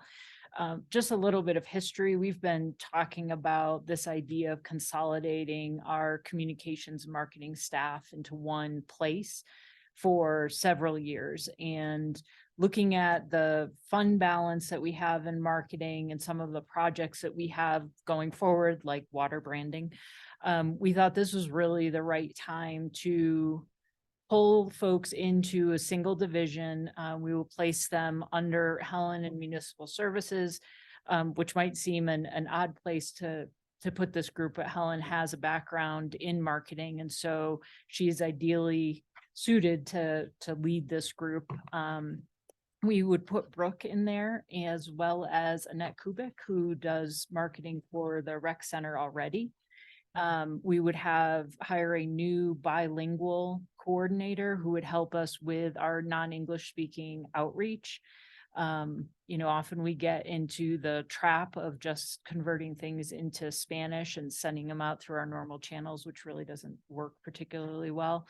And we don't have great ways of connecting with our non-English speaking community. So we're really excited to fill that position and think that it'll be very valuable for our outreach. Council's been asking us for a long time to do a better job with engagement. And so again, I think having these people all in one place working together will one, be more efficient for us, and two, will kind of spur new ideas on how we connect with people. And then the fourth person that will be a part of this will be Mac Russo, who has been facilitating our Social Equity Commission, as well as being our liaison to public health and some other Building Hope and some of those other nonprofits. So we think having her within this division will also facilitate the work of the Social Equity Commission in outreaching more creatively and more effectively to our community. So that's kind of the general idea and how we got to where we are. Again, it would be moving 2 people into this division. Half of Helen's pay into this division and then a new person. We're gonna keep Mac in admin budget for right now, but likely would move her over at some point as well. And then we would use, sadly, we have sort of pinched pennies with how we've done marketing and communication in the past because we didn't take from this fund. And so wasn't one of our priorities for funding, but we will use to say $350,000 out of this money to do that work. And some of that is savings from other areas of the general fund, not only in wages, but we had money allocated to different departments for the purpose of marketing. So we're pulling that out of the general fund and using marketing funds. And then the last thing I'll say is I have had a chance to talk to Lucy about this. And we're really excited to have more of a partnership with the BTO. We'll also be housing this division over in the professional building, which is where the BTO is now. So there'll be some synergy there too, with them being close in proximity to one another. Helen, is there anything else you wanted to add? No? All right, we're happy to answer any questions. Helen just did an amazing job during COVID when she did all of our marketing. So thank you for being willing to take it on again. No, and thank you. The memo sums it all beautifully, and it does make sense as town grows, and not just the centralization, the coordination. It works within these designated marketing fund dollars to allocate them appropriately. But I think you had great examples of, say, Public Works, like that's their focus. They don't need to be an outreach expert as well. So by centralizing it, they'll be to our advantage. Jen, will they be in person versus virtual? Like, will they be in the office where Shannon can go and go to them and, okay. Yep. I think that's important.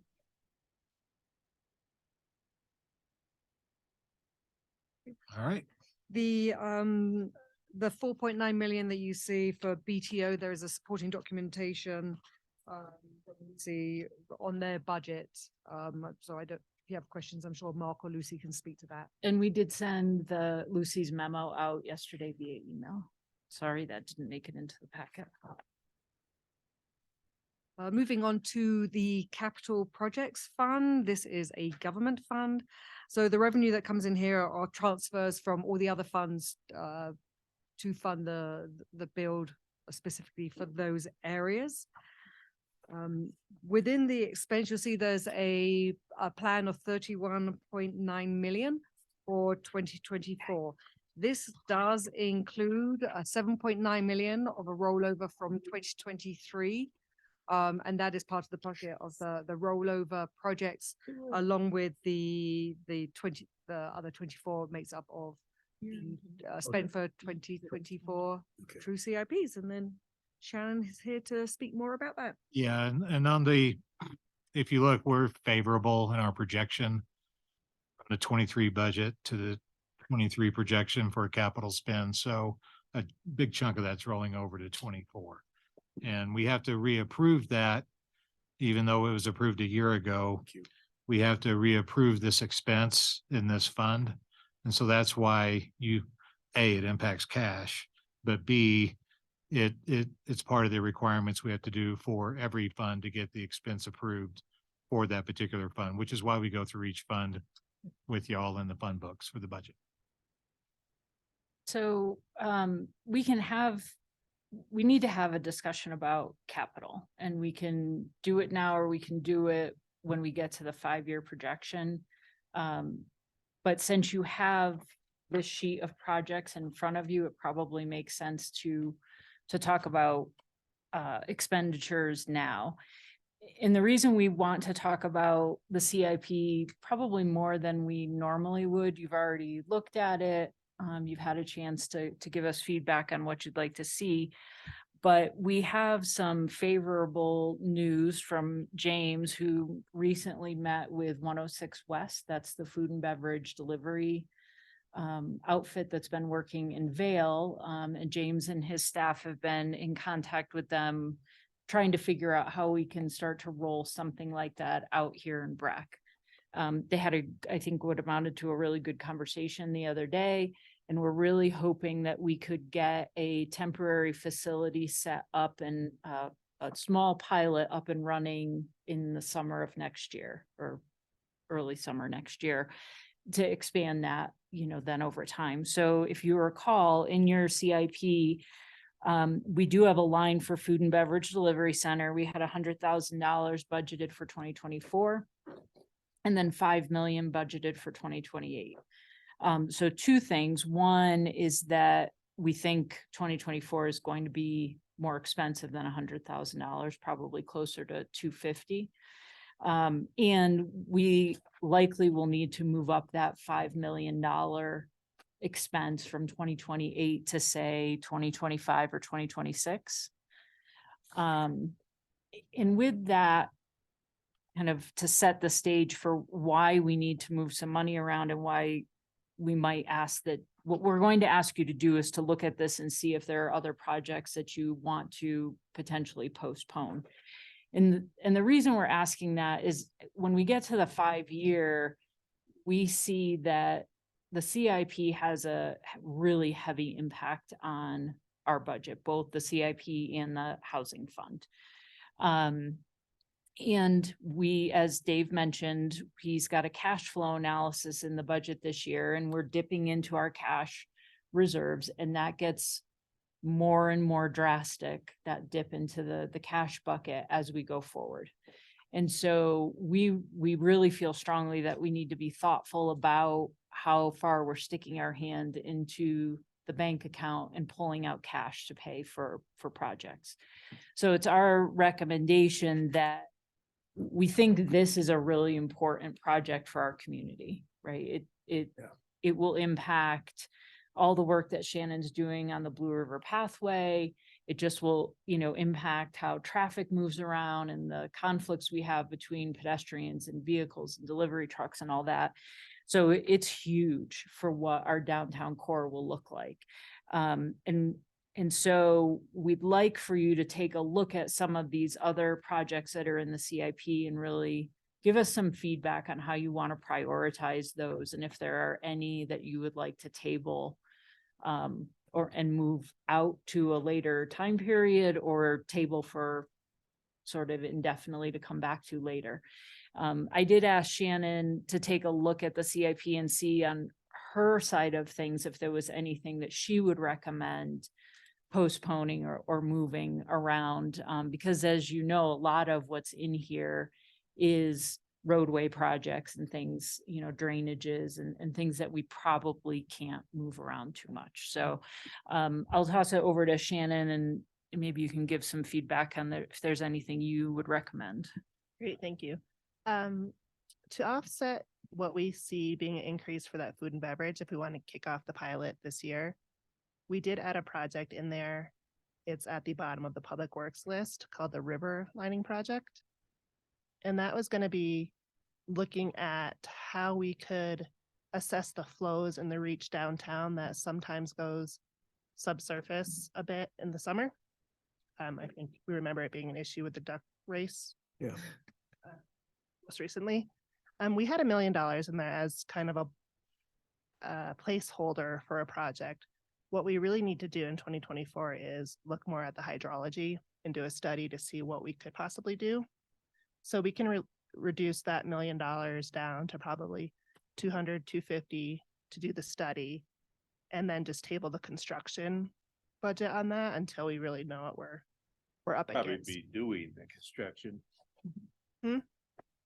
The reality is you'll probably do the construction the year after the hydrology study or something, I would guess. In the Or next 2 out. I mean, we want to study it years, for a right? year and then probably it would be more like a 2025 or 2026 construction likely. So we could reduce that river liner, add some money to food and beverage. And then I did see an error when I was looking at this again. So up there under infrastructure improvements, culvert and bridges, it looks like I doubled up the placeholder money of 350 in 26, 27, and 28. So that's $1 million we've saved there just from that. What, Error that I will take. Other than the river liner, we do have 350,000 also budgeted for underground utilities in 2024. And that's just money we're banking for our next project. We don't really have the next project designed or underway. So we don't have to necessarily bank that 350 for undergrounding. We can wait to fund it when we have another project we're going to move forward with. What about, the access road in McCain? Pay for everything. If we just kind of, made that a little bit less ambitious, maybe had, kind of a path. Gravel instead of blacktop. Just something that, something you don't drive on. So we're obligated with our land exchange with the school district to provide them access by 2026. But that's something we could put up. We might be able to negotiate that back, but what really resounded with me was when the impacts all that snow storage out there will have on our workforce housing we've just spent all this money on, I think is that I'm troubled by that. So the road will. And all the extra fuel. we spend Relieve, going around. it's gonna relieve problems at the roundabout. That roundabout. Could it- That roundabout. So in needs- addition to the school district, we need that access from Coin to get to the Public Works Okay. site for snow hauling. I do hope that we come in under budget when we bid that in the spring, but I wouldn't recommend postponing the project.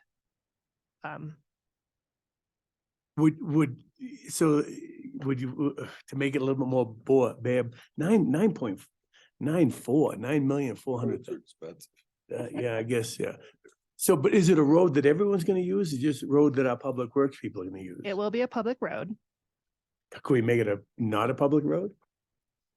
That won't help the roundabout then. No, but if the easily. trucks our trucks could use it, you know what I mean, to, Yeah, but we need to relieve that roundabout. Once we put all those people in that housing. Adding 300 housing units. I don't think what I'm running up the flagpole, anyone else is saluting. Welcome to my club, Jeffrey. I'll stand down. Really hard to reduce that budget, and I'll be able to report right. back once we bid in February, what the true. If we do it, hopefully you can name the construction road will be. after me. Well, you can get to work. You'll You have know, extra I- time. oh, yeah. Save some dollars. Throw things out. Yeah, isn't that what? What if we phased the turfing of the fields, did one this year, pushed one back a year, and the pavilion, maybe we rethink? So I would ask Shannon, if there's efficiency, and savings in doing them at the same time, mobilizing at the same time. But I think we probably could figure out a way to push off or postpone the pavilion piece of it.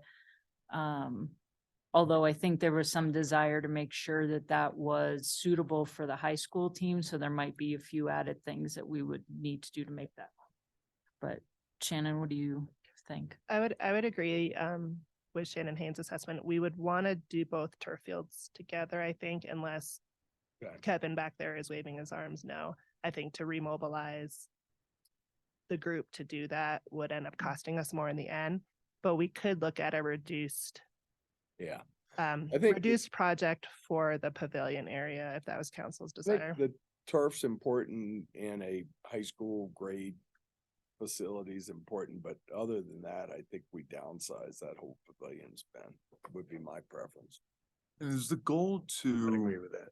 move money, like if that. I lost my spot, but if that money for the food and delivery was being pushed forward into this 3-year window that is causing the restrictions, are we trying to just move things back a year or defer them? Or are we trying to defer them out of that 3-year window? When we get to the 5-year, we have a placeholder of restrictions of 50 million. Though I don't know what those projects are gonna be, 28 through 32 or whatever, but they're, we we did 50. So if we slid stuff out beyond 28, we're gonna capture it in a sense in that restriction number. I mean, we could lower that restriction if we think we wouldn't spend as much on those out years, but historically, seems like that was a safe number to use. I think it is less about pushing things out and more about, are there projects maybe we just don't take on right now? Because it's still, whether we dip into the bucket of cash in 2026 or 2028, the result is still the same. But if there are some things we can say, you know what, the delivery piece is more important to us right now. And we're already doing a lot of, you know, say if you're talking about turfing the fields and expanding the skate park, then maybe the pavilion, we scratch that for now. And don't put that in the budget, like just trying to balance your priorities on some of these things. In other communities that do turf fields, is there a participation of the school system? Or is it all kind of, no? They don't have any money. They're not good, yeah. Dave, I to mean, I wish they clarify would, but they don't have any money. with the forecasting, so say 2028, I'm just gonna take the Riverwalk Center renovation where we have 10 million there. That number isn't reflected in the 5-year forecast because 2028, we have a flat 50 million. It's reflected in the restriction in 2025 because we will capture 28. So it is in that 5-year forecast. Well, that and 10 million it's covered in the is- restriction and in our 2028 year, 5-year, in the year 2028, we actually have all those expenses being spent. Okay, So we take a cash flow hit in 2028 based upon this 2028 CIP. okay. And that's part of the, you know, but if we delay it or bring it up, Next year. if we brought it up, it still would net out from a cash flow spend perspective over the next 5 years. I guess I would also say this isn't, it's not a problem today, right? We can still fund the projects that we have in 2024. It's a problem going forward. So I think what we've done today and moving some things around and Shannon finding that error gives us a little bit of room for next year to do this pilot, knowing now we're gonna, if you guys are all right with it, we're gonna move that 5 million for delivery into, say, 2026. But then as we continue to go forward each year, talking about capital projects and about our expenditures, we're just gonna have to continue, and I'm sure Dave will be honest, reminding us that we just need to prioritize and be thoughtful. And I think when we talked about this the other day, we talked about the pendulum of the Gagan years and spending. What came in for rent was what we spent on capital, right? And then we've had some really good years and we've kind of done some great projects and we've spent a lot of money on a lot of great capital projects, but it may be time to just swing back to the middle a bit and really be thoughtful about what we're spending money on. As long as we don't say Gagonomics. The gate will bring back the Gagan graph. Yeah. I guess my last comment on this is that I feel like 28 has been a dumping ground for us. That whether if it's a possibility, yeah, just stick in 28 doesn't matter. The next 3 years matter. And you look at like $1 million for wayfinding or 250 grand for a South Park and Main roundabout, thoughts, drain it, like a lot of things that we're just plugging in numbers in 28 that I would hate to have that deter us from priorities that we did a year ago, because at the time the methodology was just shove it in 28 because it doesn't matter, because we didn't have your 5-year plan at that time. Where I think if we were to revisit the CIP and had a meaning to 28 versus just pushing it out there, knowing that we'll probably keep it pushed out there, some of those things until we're ready for them. I just, not that I am pro, you know, the pavilion or anything like that, but it's just, I want to use that as a thought process that of ease into this 5-year thing where, because the thought process prior was that 28 didn't matter or 5 years out didn't matter. That's fair, for sure. I think that's a great point, and I agree with it wholeheartedly. At the same time, I feel like we have sort of planned ourselves into a position where if the FERC comes to us and asks for $100,000, it's gonna be harder for us to just give, you know? And so these are the things we know are coming. It's not even considering the things we don't know are coming. And so I think we should just be paying attention to that every time we make that decision. And when you're doing that fiber analysis, I think it would really help because pretty much everyone I've talked to has said like, should we be spending 2 million on fiber? That's each year. That's just what we're throwing at it. We don't know why we're giving 2 million rather than 1 million or, 4 million in 5 years, whatever. So when we do that analysis, if you could help just determine what is the best plan for fiber, because it doesn't, I'm sure that if we demobilize everything for 3 years and then they have to bring everything out and start it over, there are a lot of inefficiencies there. But I still think we need to have a good understanding of how much really do we need to invest every year? 'Cause that's a lot of money too. One thing I was gonna mention to the council and just get your head nod on it is I'd like to use some of the money that we have budgeted for fiber for an assessment, looking at what our goals were when we started, where we are today, and then helping us develop a strategic plan for going forward. So if you're good with that, What then we'll, ballpark, what kind of money are you thinking? it's probably around 50 grand. That's Might be a little money bit well more. spent. Yeah. Yeah. So.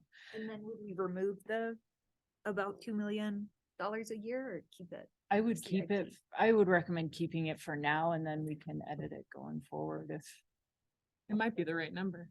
And we are working, Rick and I had a really great conversation with Colleen from Allo yesterday. And they are open to some different technologies and so we may, I'm really hopeful that we can move forward in a more cost-effective way with some technology that doesn't necessarily require us to wire to every premise.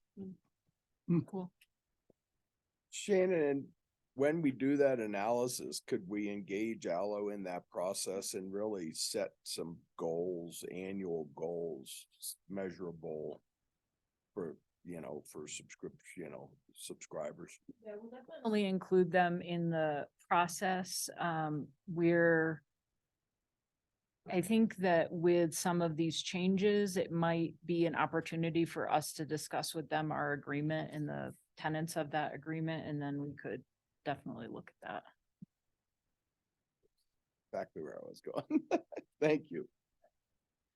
So I think we need to look at the turf fields and what needs to be done in there and see what that, For the pavilion. yeah, what needs to be done for the ball fields. Shannon, do you have a number you would recommend? What's the turf fields again? And just a comment before she answers, Shannon. Oh, Shannon's, yeah. I kind of, after giving this some quick thought, I mean, I think the turf's super important. Yeah. And I think some kind of redo there makes sense, but maybe we do something we can live with for 5 years.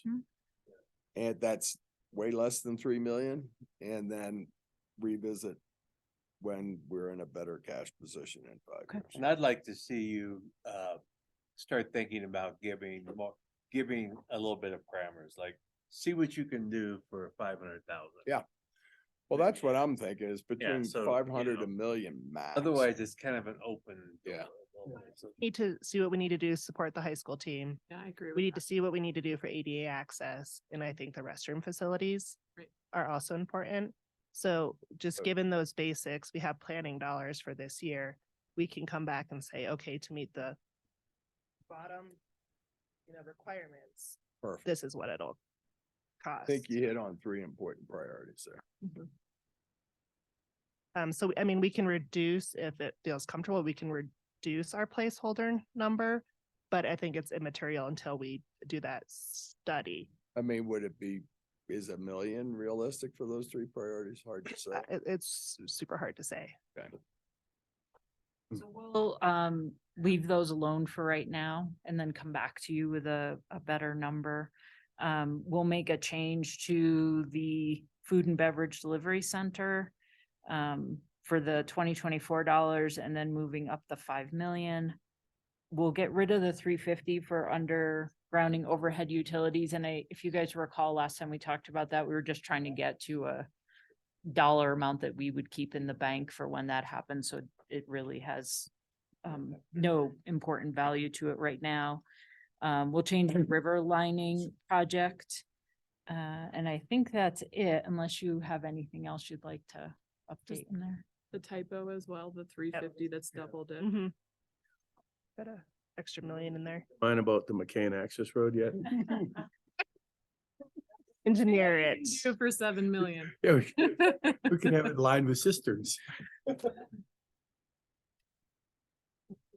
And I also think we really work hard in our efforts, and I know we are, but that airport road improvements, the 3,750, I mean, that's gonna have to be done. But man, it just seems like that's prime for some federal or state funding because it's all about workforce housing. It is all about the safety of our workforce housing out there and our ability to build anymore, really. So I just think putting the full court pressure on trying to find some federal or state funding to help us with that. Yep, agreed. Which I'm probably saying the obvious, but. Yeah, I mean, Aubrey's really working hard at trying to find dollars, especially for projects that are a little bit farther out, which gives her more time. Yeah. To work on that. We might need to be strategic and really use some of our contacts and go straight to Bennett and the Goose. Before, with our current mayor. In his relationships. Current mayor like today or current mayor in general? With our current mayor today, he's got strong relationships with both those guys. Oh, okay. Should have strong armed him on the 14er. I know it. All right, we're gonna move on to utility. We're done with this. Good timing, Dave. Utility is the proprietary. This is the last of the enterprise fund that we have. Just wanted to call out a couple of things on the revenue line. Under the refund of expenditures, you'll see there was a budget of 750,000 for 23. I finally built out, really built out their chart of accounts to really capture what that revenue is. And that's actually moved down to a projection in 23 for the Tarn Dam cost share is really what that is for. So that's just a slight adjustment of account. The increase in water rents is based on a 10% increase, and I'll let James and Kristen kind of speak more to that. But I just want to highlight on the transfer from housing, that is to support the utility work that's going to occur for Stables. Quickly on the expense line before my friends over here on the left speak, under personnel, we had a allocation adjustment for water billing stuff that resides in finance right now to reclass 80% of his salary over to water, as that's where the majority of his work resides. And as far as minor capital, of that, the spend of the 2.8 million, it includes 1.8 million for the Peak 7 water main upgrade and $1 million to complete the water meter installation. We're restricting the 2 years of the debt service on the water treatment plant and Goose Tarn Dam. We're actually paying through 2052 on the Goose Tarn and through 2039 on the water treatment. And the net fixed assets, that is subject to an inventory completion to truly understand what we have as a value of assets in this fund. And then I hand it over to James and speak about fees. Great, thank you. I did want to point out a couple of corrections on the sheet. The main one is as the sheet that's in the packet, there, that first column that has the 10,000 on it over the top, that is actually got brought across from 2022. So those were the rates in 2022. So they're really not critically important for this discussion. The fees that we're proposing for 2024 This was a presentation that was done back in February that we reviewed the changes to the utility fund, and this was presented to the council back then. But just as a way of kind of a quick reminder of some of those changes that we're making, as Tracy had mentioned too, there is a water rate increase of 10%. There's also a PIF rate of 10%, and there's also a water service maintenance fee change as well of 5%. So does that mean it's 15%? No, those aren't all, those They're aren't, not, okay. those are to those specific categories. Cool. The water rents, the PIFs, and then the water service maintenance fee are three different components of the water utility.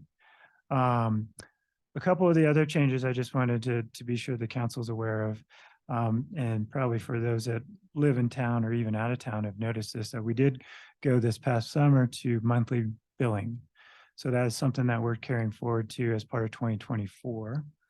And then also we introduced, and will be as part of this budget adoption, there will be a tiered water system versus how it was previously. And then the other change that we're making is we're also reducing the volume of water per customer per month. So we were, if council recalls, we were doing bi-monthly water billing, 10,000 gallons. Beginning January 1st, 2024, we're reducing that amount to 3,000 gallons per month.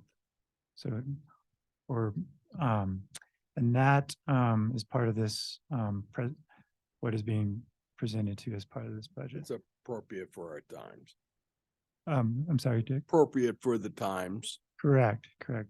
And again, for council, just by way of background, we worked with a firm last year, Raftellus, that we worked with our water task force and this firm to really kind of go through our water utility kind of with the four kind of pillars of making sure that we have revenue stability, water fund health, affordability, and conservation. And kind of throughout those four pillars, they could kind of be mixed and matched a little bit, but conservation was one of the things that we really wanted to come out of this rate change. So with that, I'll take any questions of council. When do we talk about what Vail pays for for water? When's their contract up? I think it's like it's like a 25-year deal or something. 2025. It's in it comes up in 2025, and yeah, with the town attorney, we've been having some preliminary discussions already. Cool. Well, our water's certainly costing us a lot more now. That's the only comment I'll make. Yeah, it's a bargain rate what they got now. In $3,000 a month, I have no frame of reference what 3,000 gallons a month. They use 300, Jeffrey. Oh, really? Yeah, what's the average they use? Well- 190 or 140? Well, it's probably a little bit less than that, Rick, but when the 3,000, we took a look at our customers right now, 3,000 gallons per month is going to capture right at about 60% of our customers right now. So for 60% live within that allocation today. And if you look at 3,000 to 5,000, what we were kind of up until through the remainder of the year, the allocation is, there's another 20% that lives in there. So that's sums up to about 80. And the people that use, anecdotally, the people that use more than 3K, is it just from irrigation? Not entirely. There will be some impact. There will be some impact to, again, the intent of all this was to drive conservation. Right. So, and we also wanted to make sure that our water was still affordable and didn't impact, have inequity in how it impacted different user groups. So all that kind of in this study, this is what the task force and the recommendation that was, so that we would reduce it to that volume, that allocation per month. The average, I mean, depending what source you look at, the average use of water is around, what is it, 100 100 gallons per individual per day. When I did, per fam, thank you. What? 100 gallons per. And I think we were under like the state or the national average, weren't we, when we looked at stuff? So that would come right there. Yeah, we, 3,000, right? Yeah. There- again, there's, just, I know it's convenient to say this, but 60% of folks live in that 3,000 or less now. So there's the balance of that. There will be some changes that people will need to kind of look in their water usage. The way that we're going to do that is, again, we went to a tiered system. So for, the increments are in 1,000-gallon increments. So for every 1,000 gallons of water you use over 3,000, the cost will be eight. 813. Yeah, 813. Ah, shit. Yeah, I'm sure this is a foolish question. Like, what's in an average shower? Geez, I'm just trying to get a, for me, 1,000 gallons per day. It just seems like a lot of water. No, it's 100. 100 gallons a day. Per person, per family. Per family. I mean, what do you, yeah. Jeffrey, when we go on break, we'll find out, we'll tell you what your use is monthly Yeah. at your house. Oh, I know, I'm way down, yeah, but I'm just trying to figure out, for if it's onerous on some of these other people who bathe. I'm just trying to, Well, correct. I mean, there's other uses. I mean, your bathroom, the other bathroom appliances for sure. Your It's called a conservation effort. yeah, I'm there. I just trying to get a frame of reference for what a normal person would use.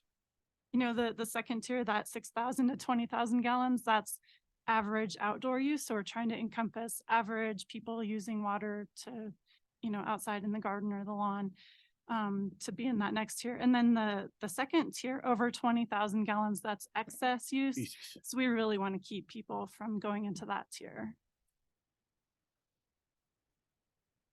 Oh, go ahead. Just to clarify, and I know it says water rate increase 10%. For that 60% that falls within the 3,000 gallons per month, they should experience a 10% increase in their water bill per month.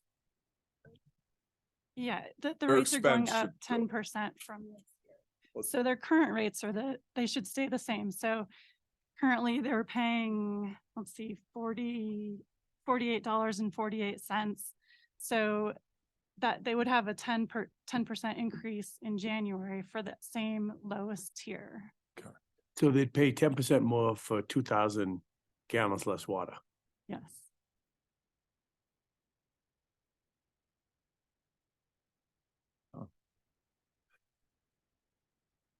Because it's currently every 2 months. Got it. Well, the thing that we also did, if council recalls, July 1st, we also went to monthly billing. So everyone said it should have seen that on your statement that you're paying half as less as what you were paying in a bi-monthly situation.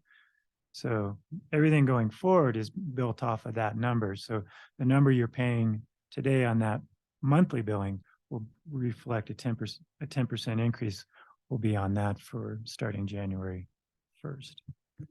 Gallon cost will skyrocket a lot more than 10%.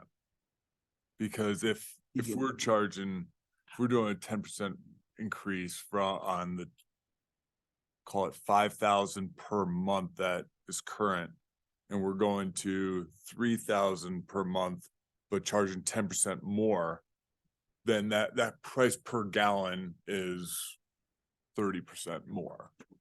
If you, in a way, is that right? Am I thinking about this correctly? Yeah. So if you look at the in-town excess for the $8.13, so if you're using 5,000 gallons per month, you would pay the $26.66 plus. He's talking about the base 8.13. rate. The difference in the base. Yeah. Now your per gallon has gone up, right? And then it's going up. Effectively it has, because you're going from 5,000 gallons a month to 3,000 gallons a month. So But what if it's six, and I'm sorry, I don't mean to be a dead horse, but I'm just trying to wrap my head around this. if 60% of our residents fall in that sub 3,000 gallons per month or less, where are we going from? What percentage fell in 5,000 gallons or less, or 5 to 3,000? Like, what, who's this may really affect? What percentage? There's another 20% in that 3,000 to 5,000. So if you just went to 5,000, 80% of our current water customers live in that 10,000 range. I just think it's really important that we revisit why we did these increases. This isn't like a nice to do and this isn't like, oh, we feel like we could increase a little bit and nobody would notice in the water fund.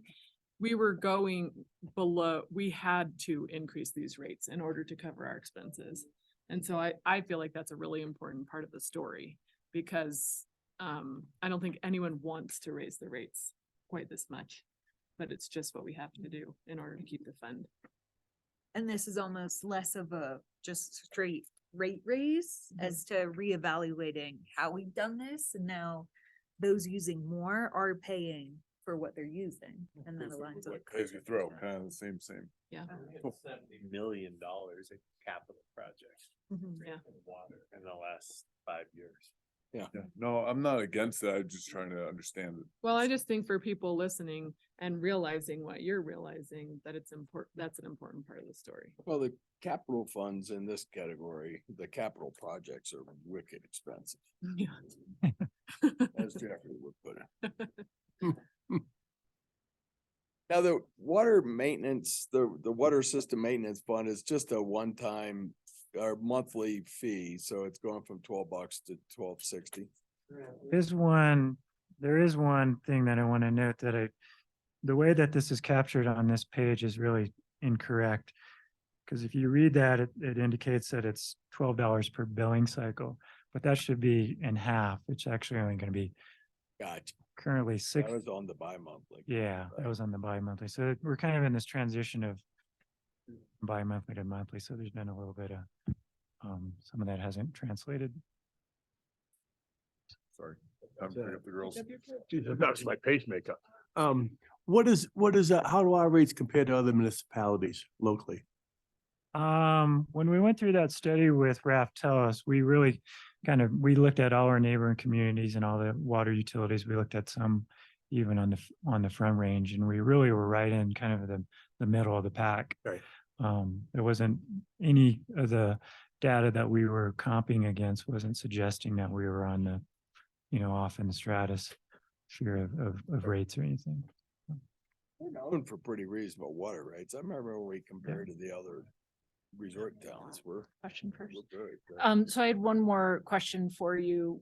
One of the things that we realized when we were going through the water budget is that, when we first decided to go to monthly billing, I believe the council, we just split the $15 billing fee in half. And so now it's $7.50 for people who want a paper bill. And I think the council at the time said, we just didn't want to increase that cost for folks. So we left it the same. But what we found is that our costs have increased between postage and paper and our admin time. Well, just actually on the supply number, which is what stood out to me when we looked at the detail of the budget. And given the way this fund operates, we would really like to charge those folks what it's costing us to send them paper bills. When I had mentioned this to Jay, he had a really good question about who was paying by paper bill, and was that folks who are underserved, because we wouldn't want to unduly or unknowingly put them in a difficult position. But we've asked Chris, who does the water billing, and he has assured us it's not those folks, it's folks who just don't want to change. They like paper. And so So they have a sink, but they don't have computers? some people are nervous about giving their bank account and things like that. And so we would like to ask council if you'd be agreeable to us going, whether it's $10 a month would probably cover it, or that $15 a month to cover our admin time as well. I like 10. Let's all the other increase. Yeah, let's start with 10 because the blowback on everything else But yeah, I say start with 10. All right, we'll change that to 10. We didn't have anything else on water. If you guys don't have any other questions, we are running a little bit behind, so maybe we could take a break for 10 minutes instead of Can we- 15. Can we just go? Could cover- we do Can I general Can after? I just highlight a couple of things and? We can blow through the general real fast. You're killing me, Tracy. Killing me. She's the taskmaster. Jesus. To that. I think it'd be okay. I'm going. All right. Guys, all right, 10 minutes. minutes.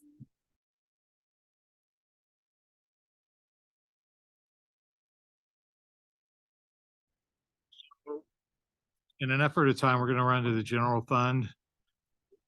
Tracy's there's a page here that talks through expenses by department within the fund. We'll just hit on that. And then the fees that each department might have in the fund, just to make sure you've got a chance to ask questions on the fees. The large fund, so we don't want to skip over things if you have questions. So please speak up if there's something that you want to ask about. So as we move down, I just want to do a quick stop at the revenue by source. So next page down, Helen, I think. This really is a lovely summary view of all of the departments that flow up underneath the general fund. So if you have questions on the revenue that we have planned for 24, please let us know. The following page has got the expenditures by category. Again, that's rolled up by department. And we'll talk a little bit more about each of the department that have fees. When we actually go to do the summary roll up, we can give just kind of a little bit more high level within this space. Departments that have fees within the general fund is the finance department. That we have finance fees that is for filing of RET exemptions, paper filing fees, and municipal service fees. Just want to point out that under the municipal service fees, we do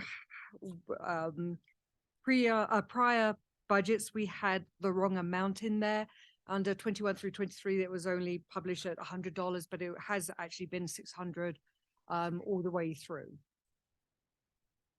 So that correction was made. It's black because it's not changing. But we did note that in the prior years, the incorrect amount was in there for that fee. So that's been corrected. Moving on down to community development, they have the updated planning permit application fees. A few more down, please, Helen. I'll pause for a moment if there's questions.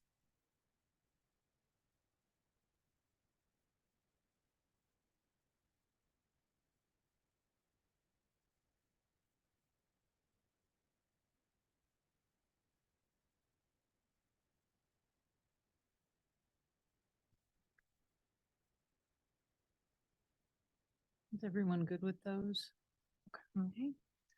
The next department within the general fund with fees is the public work fees. There are no changes from 23 to 24 planned. So you'll see on their presentation, everything is exactly the same. And then the last department that has fees is rec. Yeah, we'll go through the rec department because it's a little bit different. The other departments in the general are a lot of the supporting organizations, so there's not really much change related to the budget from that perspective, but rec is always a little bit different with all the different programs and such. So I think it'd be good to go through the budget sheet for recreation so you can review that since there's quite a bit of revenue derived from that. And then there's also the fees, which there are some changes for the fees. So what, you want to go through that, Tracy? And also tell you where you see minor increases in fees, we know it's important that we want to try to keep costs to a minimum, but at the same time, we need to balance that with a pretty significant increase to cost to the town to provide services out there. you know what personnel costs are for us. And so we're just trying to get people used to absorbing a little bit of that increase in the fees associated with these things without anything being too drastic. And I think the other thing I'll assure you is that we take a really hard look at the detail of expenses for every department. You only get to see the roll up, but we're looking at where they're spending money, how they're spending money. Are these purchases that we need to make, things that we need to budget for versus wish list items? Or if we're thinking that we're going to spend, $10,000, we really think it should be $5,000. So we do go through the budgets in that level of detail. And I will just also mention, Public Works, rec has a lot of expenses and a lot of revenue, but Public Works has a lot of expenses and you don't always get to see what those are. But, things like the holiday lighting and the flowers in the median and repairing playgrounds and painting River Park, all those things roll up into that Public Works budget in addition to your normal street plowing and those kinds of things. So that's a part of what you see in here for expenses.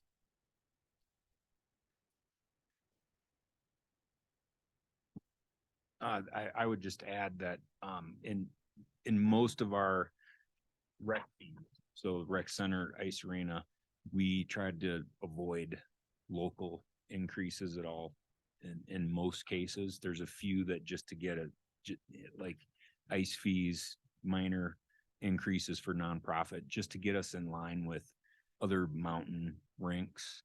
But in most cases, we stayed away from increasing local rates. When Carter Park, for example, we need to get a little bit more from the guests and the wedding parties and things like that, because our cleaning fees are going up every year. So those were just some assumptions we went on when we were looking at all these fees for rec. So do you have any questions on the rec fees? There's a lot in there, so I don't know that we need Kevin to go through all of them, but if you have any questions on the rationale of any of them or concerns about the increase. Kevin, at a high level, can you talk about some of our rationale for the resident guest discount versus the guest rate? Because it's pretty significant in some categories, but then say tennis, there's not necessarily a resident discount. And then Nordic, when you compare Nordic to say a rec center pass, the discount isn't as drastic. So how's that discount factored in? Well, that's a tough question, particularly for all those different areas. But Nordic is the other assumption with Nordic is that there's an LOU between us, Rec Nordic, and Frisco. So the three groups or the three areas get together and discuss all the fees. So we try to keep all those fees basically the same, because we do have passes that overlap. You can buy a pass to all three, you can buy a pass to two of the three, or you can just buy a pass to one. So that there's the leaders of those three areas get together, agree on where they think fees should be for the year. That's where the Nordic rates come from. Ice and rec, I can't really answer what your question, but what we try to do is again, give our local folks a better rate, but it's not necessarily going to be the same discount from the ice rink to the rec center to the tennis center. The tennis center is it's an exclusive piece of real estate from the standpoint of we can only get literally 8 people in the building at a time. Mm-hmm. Versus at ice, we could have 300 guests on a session. So I don't think I'm really answering your question, but I'm trying to let you know that they're just all very diverse facilities, and these are the ways we've done it for years and years now. So No, it's helpful to hear the background. And I think we can take a look at that percentage difference, also taking into account the difference between some of the facilities that may have an impact on that percentage. I mean, just the amount of people, square footage, Yeah. tennis compared to the Yeah, that rec was really- center is huge, Yeah. you know, so. And that is something that we did several years ago. We had there was a pyramid type of a structure where Yeah. when you have exclusive use of something, you're gonna pay. Versus when you're just a daily admission to the rec center and you can go anywhere and everywhere along with everybody else. You don't have that exclusive use, so.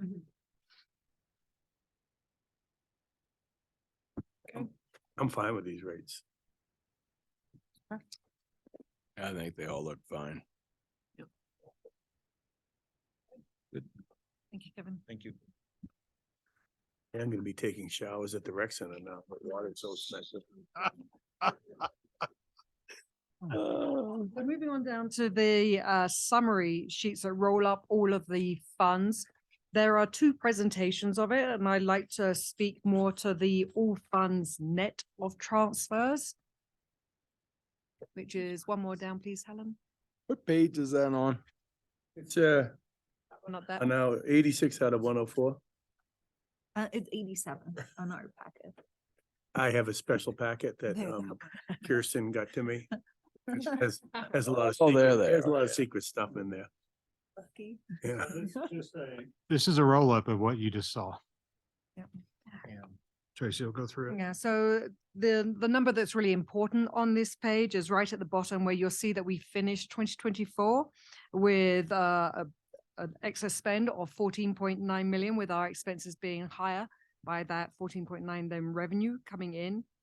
If you really look at the fluctuation between the columns before of 22 to 23, where we had 22 actuals of 32 million and overspend in 23 of 29, that's really because of the Justice Center COP, where we had the revenue received in 2022, but the related expenses happened in 2023. So you have to kind of look at those. That's not fair. So the thing on 24, just to focus on, is there's no debt projects. So this is pure cash coming out of the town. And so the main point there is, I think a year ago, I think Jeffrey, you asked, are we okay? What we doing?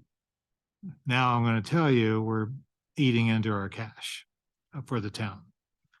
And when we get into the cash flow, we're actually eating it into it a little bit more than this for principal payments on debt that aren't hitting the income statement. But this is just a kind of an alert on, if we continued at this pace, we can't. So in 24, we're fine doing that. Right. But we are eating into our cash position. Yeah. Dave, can I ask? Yeah. This is probably unfair, but this is 2 full years that you've been immersed in this. When you look at our assumptions, we built this budget to lose 15 million next year. That's how it's built. When you look at the fact that there's no vacancy with personnel, that there's no turnover, so no one kind of goes from the top, down to of the bands down to the bottom, that there's no additional grants, that revenue's completely flat. If you were a betting man, where would you see that negative 15 million at December 31st of 2024? Is that zero? Do we make up 50 million? Do we make up 5 of it? Do we not make up any of it? What would be? There's 3 wild cards. One's capital. Can we actually spend every project that we have in our capital assumptions? Because we have a lot of carryover from 23 to 24. And I can't really answer to that, other than historically, we have not spent all the money we have put into that capital fund for expense. I'm going to throw out 5 million there as a ballpark. I'm also going to say housing seems to always be a wild card, which basically means we have assumptions in housing today. 2 months from now, we might be coming back for a budget appropriation for something in housing. And so there's really no risk built in for housing. And you're right, we took a conservative view on, we don't have grants in here. We don't have, we probably will have a vacancy rate, although I think we finished September. I think we finished at 205 this latest head count. So we actually went up, which is good. But regardless of that, we don't have risk in here either. And there's always headwinds that you can face, whether there could be property tax reductions that we don't have built in here. There could be other items that are the economy or whatever that we don't have that in here. We don't have a risk page that's not in this budget. And so, you know, I would say crystal ball, 5 million ballpark, maybe, not knowing what could be around the corner with housing. No, and I understand that you have to go with the assumptions to build this. Otherwise, what's the point? You know, you Right. sit there. It's just under rosy conditions. I appreciate that. Yeah. I mean, there's always going to be, I don't know, 5%, you could say hedge either way or risk either way. But, you know, sitting here a year from now, I would be surprised if we spent $147 million because we haven't historically spent that. Thank you. Well, I hope going forward, you'll keep reminding us of this stuff. Well, part of the goal is an awareness, nothing more, nothing less. Yeah. 24 is fine, but, you know, just an awareness that, you know, if we continued and it did happen, we'd have to stop and talk about it. So now's the time to start talking about it. If you watch your pennies, the dollars watch themselves. Correct. The one thing on this page, I do want to put a little buzz in your ear about, even though the expenditure roll up for the 2023 projection is only has reduced down from 153 million to 144. The funds that have an overspend to their budget, we're probably going to be coming back in December when we go to do appropriations, because we're going to have to ask to cover that. Yeah, like last year, town council has to approve every expense in every fund. And so we'll do a recon in December, be back with any appropriations as needed to cover that expected expense in 2023 beyond what we even have in this book. Nice little graph, just really to point out on here that 25% of our expenses are compensation related. With the assessed property, the assessed valuation, that you'll see that the projection from 23 from the 729 million up to 1,049 million. That's because of the reassessment from the assessor's office. I'm gonna let Dave speak about the cash flow. Yeah, so this schedule is probably, I have to look at it 20 times and I still confuse myself, but I'm trying to take our ending fund balance of 24 and correlate that to cash. And so basically we have restrictions that we wrote checks for money, right? Or checks for money. What does that mean? Checks for different things, right?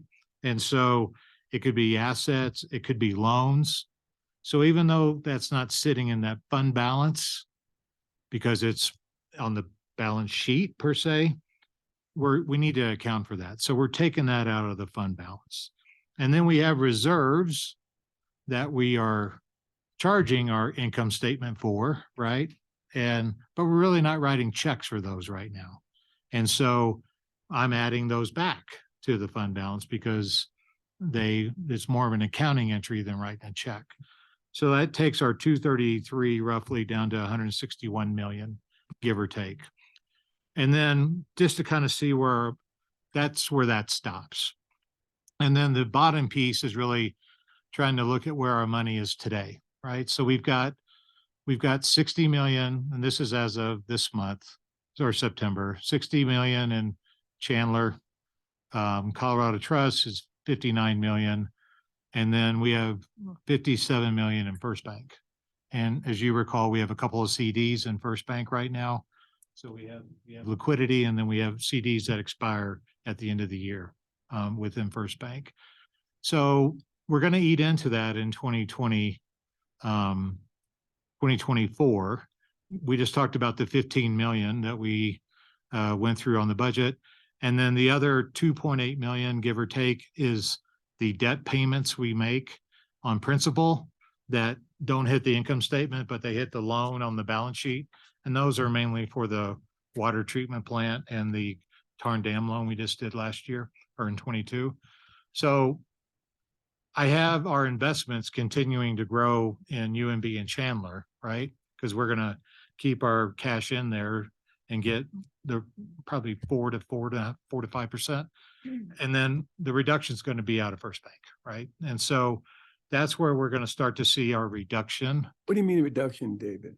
Just to our balance we have today to where we'll be crystal ball a year from now in December 31st. Okay. You know, and I'm going to have a meeting with First Bank and after this to talk about that and what can we do. But at the end of the day, this is just trying to give you a reconciliation from fund balance to cash, and then also try to show you where we do have our cash invested from a town perspective. Now, and that's what that schedule is. And then this is just I guess I can keep going, but this is just a summary of our funds, you know, with our beginning balance in January, revenues that you just saw, expenses. If you take those three, that equals the 232 that we had on our fund balance reconciliation to cash. And then we have our restrictions. So we're about 75 million at the end of the day next year after all of our restrictions. And that number's going to stand out when we look at the discretionary, that 74, we're going to speak to a little bit more at that point. And then the next schedule, Helen, is really, this is just an overview of our debt. These are all of our projects we've done, and we're paying for them right now. So those first two are the ones related to the utility. Rick talked about the two major projects that we've had in utility. So it's about 70 million right now of outstanding debt for those two projects. And then we have some infrastructure projects that we've done in the past, and then we finish up with housing. And so at the end of this schedule, at the bottom, kind of shows you our current outstanding debt for principal and interest on that, which is about $183 million. One thing to note that we pay down about 9.5 million every year, which includes principal and interest. You'll see for the excise fund, we're going to be finalizing those debt in 2027. But otherwise, the longest things that we have on our books runs through to 2052.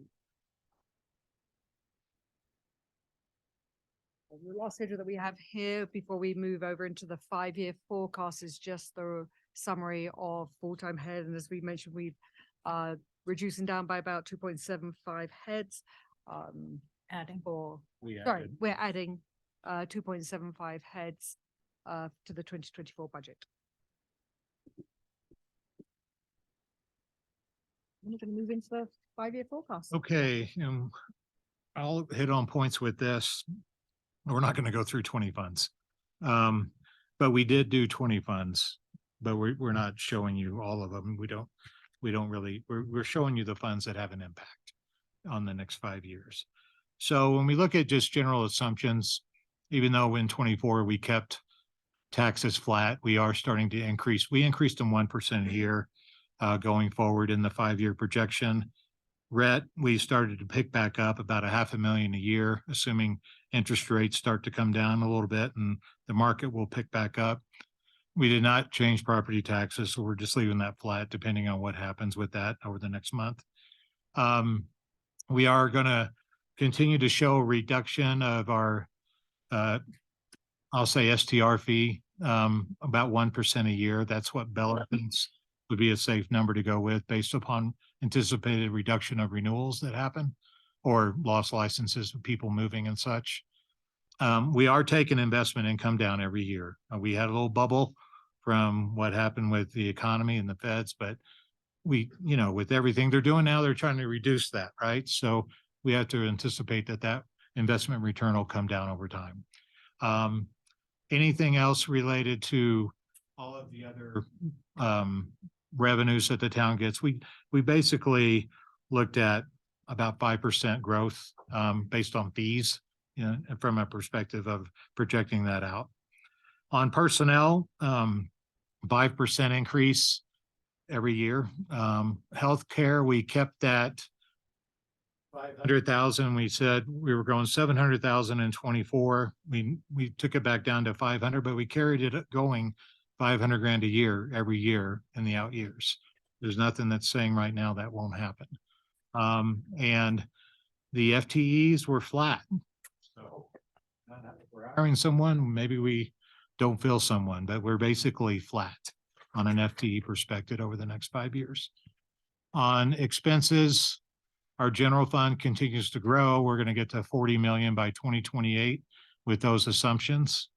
I think we were 20, I don't know what it was, 29 million or something in 2021. OpEx, we're just going to continue to 5% growth each year. Health care benefit costs, we talked about that growing 500 grand per year as well. We did get feedback from the different departments on their capital needs. We talked a lot about the CIP, but we also have one for utility, golf, and garage based upon what their needs are, anticipated needs are over the next 5 years. So where we didn't really want to use assumptions was in capital because we need to have numbers we think we're going to do with those. Housing's the same way. That's its own animal. So that's the pro forma from housing that's built into the 5-year for that fund. Childcare allocation from excise, we carried it out to 26 and then we stopped it. That's what's in this projection for And we'll now. talk about it. And then everything else from internal service, we're going to grow that 5%. And we did have to add some debt for the utility fund to keep it going with the capital projects. So anytime we saw a fund that needed to get debt to cover capital, in this case, it was utility, we put in a $10 million assumption in revenue for future debt to keep up with the capital requirements on the utility over the next 5 years. And then on restrictions, same restrictions, only changes. As I talked about before, we just put a placeholder at 50 million a year for the capital restriction. This is a ballpark. Any questions on that? Okay, we're going to go into our breakout of our government, our funds for our government and proprietary. And this is kind of a roll up of the 5-year. Okay. And I'll start from I guess the bottom up like I always do. Internal services, they're fine. As you can see, our ending fund balance is 15 million at the end of 24. We're going to take that up to, on the internal service, is 15 million. And that's actually going to grow to 21 million. So we might have some wiggle room there because that's just based upon the allocations and such that we are currently doing, but it's going to continue to grow. That one is not a risk. When we look at the enterprise funds, if we look at utility, right now we're at 13 million at the end of 2024, and we're anticipating that to basically reduce down to 2 million by the end of 2028, based upon the capital needs of the utility fund and that $10 million additional loan we'll have to take to fund that. So that's one I would say to keep an eye on. When we look at golf, we're finishing at 4 million. We've got some CapEx going on in golf over the next few years, which is taking that down a little bit, but we get back to 5 million by 2028 based upon the current assumptions. So those are the proprietary funds. Our special revenue funds, basically we're ending 24 at 14.7 million. we're slowly eating into those. We get down to about 11.7 million in 28. And a lot of that is really being driven by marketing, because we're continuing to add investment into that fund for our marketing program. But no other major changes there related to the special revenue funds. The one I wanted to really talk to is, well, we call it here discretionary funds. I'm not sure I like that word, but we're ending the year at 27.8 million roughly, right, in 2024. So that's available money that is at the discretion of council after restrictions based upon the current budget, with maybe a 5 million or so wiggle room. Who knows where all that will shake out. However, that is an assumption for a rollover into 2025. And so if we really spent a lot of the 27 on different things that popped up in 2024, then our 2025 will be in trouble because we're at 11 million in 25. So we do have some wiggle room in 24. I'm not saying we don't, but we have to keep our eye on 25, because we don't want to be in a situation a year from now where we're rolling up our 25 budget and we say, what the heck did we do? And that's why we're doing this 5-year view, just to keep an eye on things. It gets better in the out years. We basically get to around a $20 million balance at the end of 2028 with our discretionary funds. But the main red flag I would say right now is based on the discussions we've gone through so far, is really just keeping your eye on 25. And we'll go through some of the things that are impacting that in a minute. And I know we moved some capital dollars, I think from 28 to 26 or 5. So there might be 5 million in one of those funds where we're going to be down, and then we'll be back up in 28 because that's where we had dollars allocated. So the reason behind doing this was really just to create visibility for us and just keep our eye on the spending we have. And right now I'll say, you look at this and you say, oh, we're fine. If you take the cash flow of everything we just talked about here and the impact to cash, we just said it was 18 million in 24. If you take the cash flow out to 28, based upon the 5-year plan with the assumptions, we're down 41 million. And so that kind of scares me, because we're starting to really eat into our reserves that we have for the town. Are we going to be zero? No, we'll be okay. But you know, there might not be all the spending of the capital, but there could be other projects that will hit. We'll talk about housing in a minute. So I just want to have that awareness that with this 5-year, we're eating into our town, you know, without any other new debt we might take on for future projects, we're eating into it about 41 million. So that's just a placeholder for you to think about. And that's why we did this 5-year, and just to kind of keep our eye on things. And, you know, the two drivers are really capital, our general funds continuing to go up. Well, 3 drivers. And then the other one, of course, is housing. So I'll take a pause. Questions? Excise tax from 24 to 25. So line 2006 excise tax, that's what looks like takes the biggest hit, right? We go from. And that's that $61 million restriction based upon the 2028 capital projects hitting that. Got it. And, you know, that's even that's not a lot of wiggle room in that fund. That kind of makes me nervous. And so it's just a matter of, you would have the ability, we try to leave a fund balance of something in these funds, right? So we don't want it to be that close, but you know, that's what this is really turning out to. But you, in these discretionary funds, you would have the ability to move that money around to cover the excise if needed. Have anything? Dick? No. All right. Sorry. It's a real downer. All right, we're going to jump down to a couple of funds to talk about real quick. One is the excise fund, as a standalone, and what that looks like. And basically, I think the main thing to hit here is if we look at our revenues, we're, even if we don't have 2018 or 2017 in here, but we're basically flat and we're growing a little bit. The one thing I wanted to point out in the excise fund is in 2028, you see a big jump. And that's the housing fund, the affordable housing fund starting to pay back the money.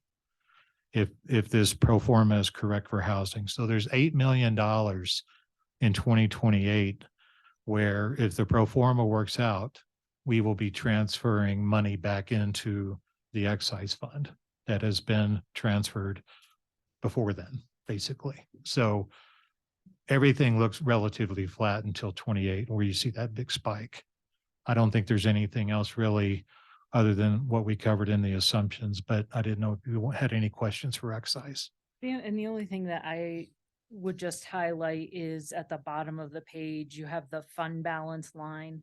And then at the very bottom, you have the available fund balance, and you see that it is capital that really impacts the bottom line. And so again, as we continue to talk about capital, next year and going forward, that's where we really, want to prioritize. And if you look at the transfer to the general fund, it was 12.4 million in 21.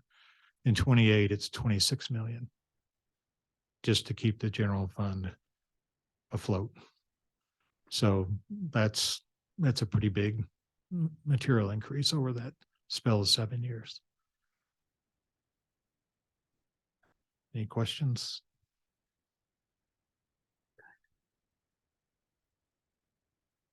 Okay, now we're going to jump to childcare.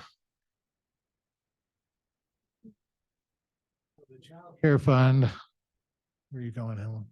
Oh, sorry. On the childcare fund, basically, did I skip over a fund? I sure did. Go back up. The one I can't see. I meant to put on these glasses. Can you blow it up, Helen? No, no, we'll go to capital projects. I'm sorry. I flipped 2 pages instead of 1 in my book. So on the capital projects, this is the CIP that we just reviewed with Shannon not too long ago, broken out by year. And so everything in this document on the expense side is really what the current CIP is. And just if you look at some of the transfers needed, if you go out to the right a little bit, in 2028, I just want to highlight parking. It does grow quite a bit to 10.5 million. So there's a couple of projects in the current CIP that are driving that additional expense in that year. I think one was a parking structure for the public works. The admin building is in there, and we kept some money for grant purposes. The transit center is in there. The Riverwalk remodel. I'm sorry, that's not parking. Gotcha. I think there's some other That's the road. nine-ish million. Gotcha. Yeah, so it's a lot of capital driving that. Yeah, the biggest one is the transit center. That one is 5 million. And then 2.5 for the public works admin. Be twice that by then. Maybe we'll get grant funding. So, 28 is to keep an eye on. Are we going to spend all this in 28? If we come here 3 years from now, I doubt it, but that's what we have today. Go into the Affordable Housing Fund. Okay, Helen, can you blow this one up a little bit? I can't see. Well, it's not gonna help. I'm looking at the screen. Okay.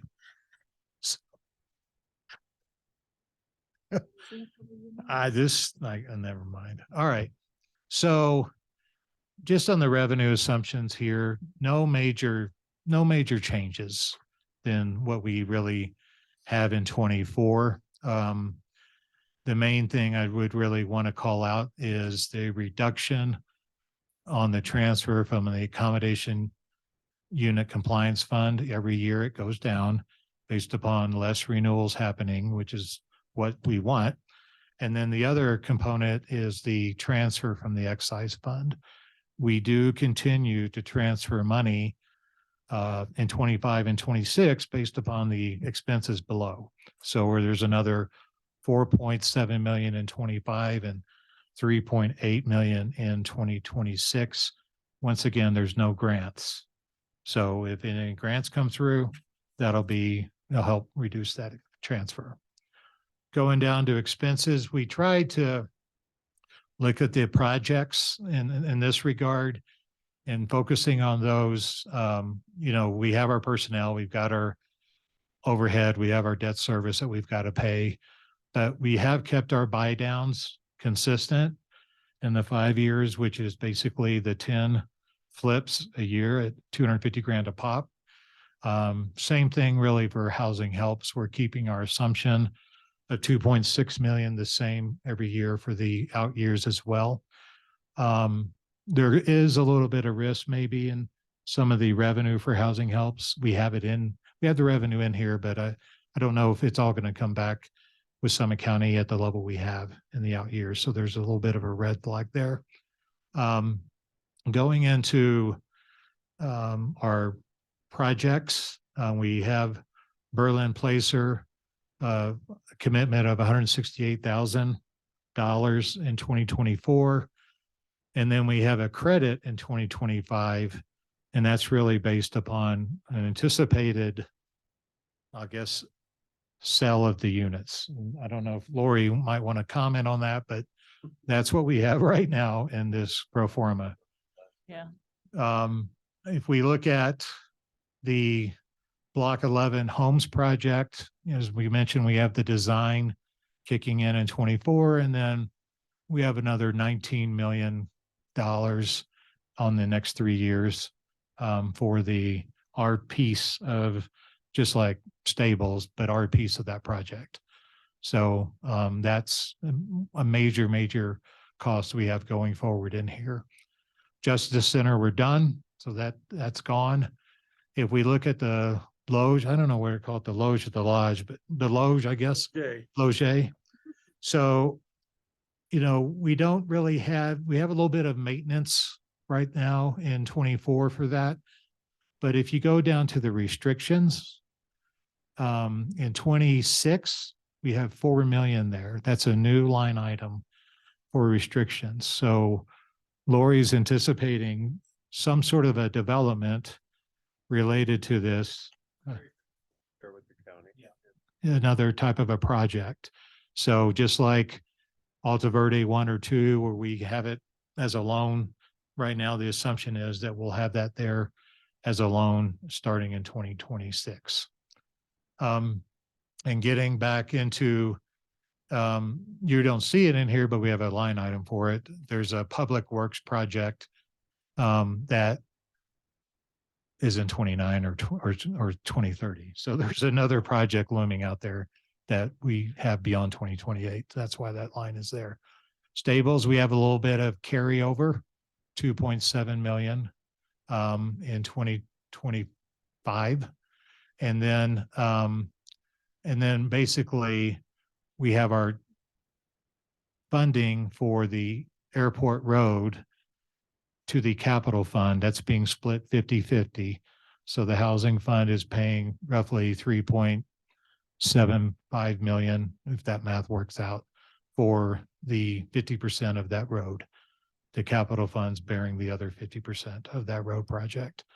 And then we have our utility fund transfer, the 3.2 million in 2025 related to the Block 11 project. And once again, starting to pay back the housing funding from the excise fund in 28.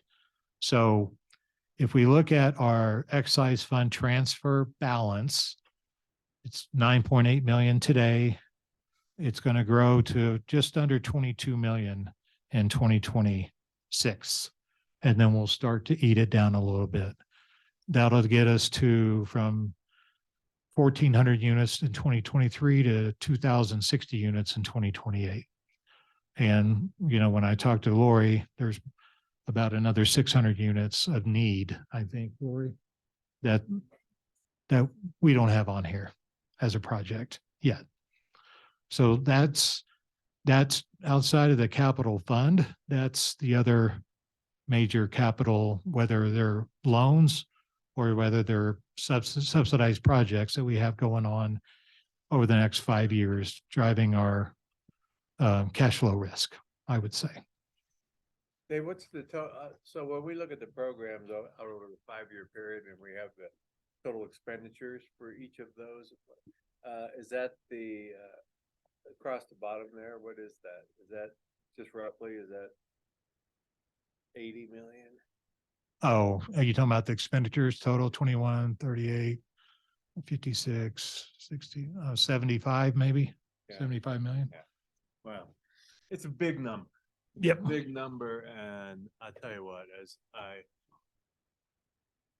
will always applaud this council and this staff for what we do with housing here. I mean, it's amazing, you know, the resources, the dedication that we have and the commitment that we have to, you know, to what we're trying to build here. And the numbers speak for themselves, I think. And it's certainly not inexpensive anymore. But as I listen to what's going on around the county, and I know Summit County government is a great partner with us and they do a lot of things, but I just will always beat the drum of how proud I am of what we do in Breck when it comes to this, you know. So All the stuff. You have any? Guess everybody's easy on that. Oh. Just keep spending the housing money. One thing, we're saving money on heat. It's not me. I'm Freezing in here. going on, we shut the air. It is blowing cold there like It's like crazy. climbing Yeah. on Kilimanjaro and that. We will you know, I think, you know, as Dave in the last couple of years and, you know, as he's learning, this is probably the one area that causes him the most frustration because housing is so fluid too. Yeah. I mean, we can plan this and then everything's change and we have to be able to adapt and adjust and do all these things kind of at the last minute. So this is a good placeholder, but I mean, when we sat down and as we work over the next 12 months into what Block 11 will be like, this will change, you know, it's just the nature of the beast, right? And we're going to keep learning from it. And every day technology's changing. Now you see where they located that new 3D house printer thing in Greeley, how they're trying to see if they can build homes with these 3D printer things. And so, you know, who knows what it'll be, but our average, what's our cost now? $500 to $600 a square foot to build. Yeah. Projects, you know, I did a chart that showed, you know, price per unit and, you know, Alta Verde, those units you would think would be fairly inexpensive, but the cost to produce an Alta Verde unit's over $450,000. And, you know, we got Uller Apartments, those were very high, 600. We Then don't you wanna got talk about Stables, that. which is completely, you know, a different animal from an Alta Yep. Verde unit. So, you know, it's really still super hard to say the average cost per unit or the average cost per square foot is or should be this because so much varies on what the density is and what. And I don't think this council or future councils is ever gonna say we shouldn't do this project. That's not who we are. But you should keep saying, let's figure out how to do it and save money. Let's figure out how we can, trim around the edges a little bit so that our dollars go farther. Because there is only so many dollars we have, we know that, so. yeah. And get grants, and get grants. And, yeah. They're really, yeah, yep, grants Grants and partners. partners. Yep. I also think, I mean, this comes a lot back to punching above our weight, like some of the things that Lori and their team have done and explored with sustainability, that wouldn't be done in Summit County if the town of Breckenridge wasn't doing No. it, because there are so many things, the technology just isn't proven here yet. And so I think, I mean, while we of course should watch every penny, I think a lot of the things that we've been doing, and I hope we'll continue doing the things that make sense in our community, because it's really important and other people will benefit. And, the solar and things like that, hopefully that'll be something that the savings we pass on to employees and throughout the community. So it's really like double dipping in the best sort of way. Triple dipping.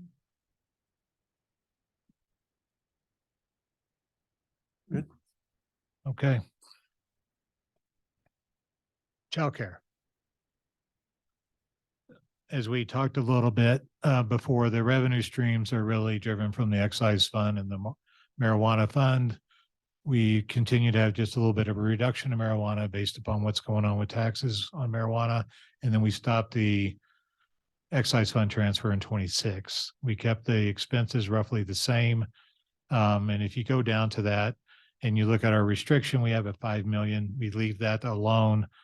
The fund gets to be around 10.2 million in 2028 at this current projected level, keeping the $5 million restriction. And I'll kick it to Shannon. Thank you. So we'd like to propose making a change to this. I think when we talked in September, we agreed that $5 million for a future childcare center, if that's what we need, was a good amount to have restricted for that.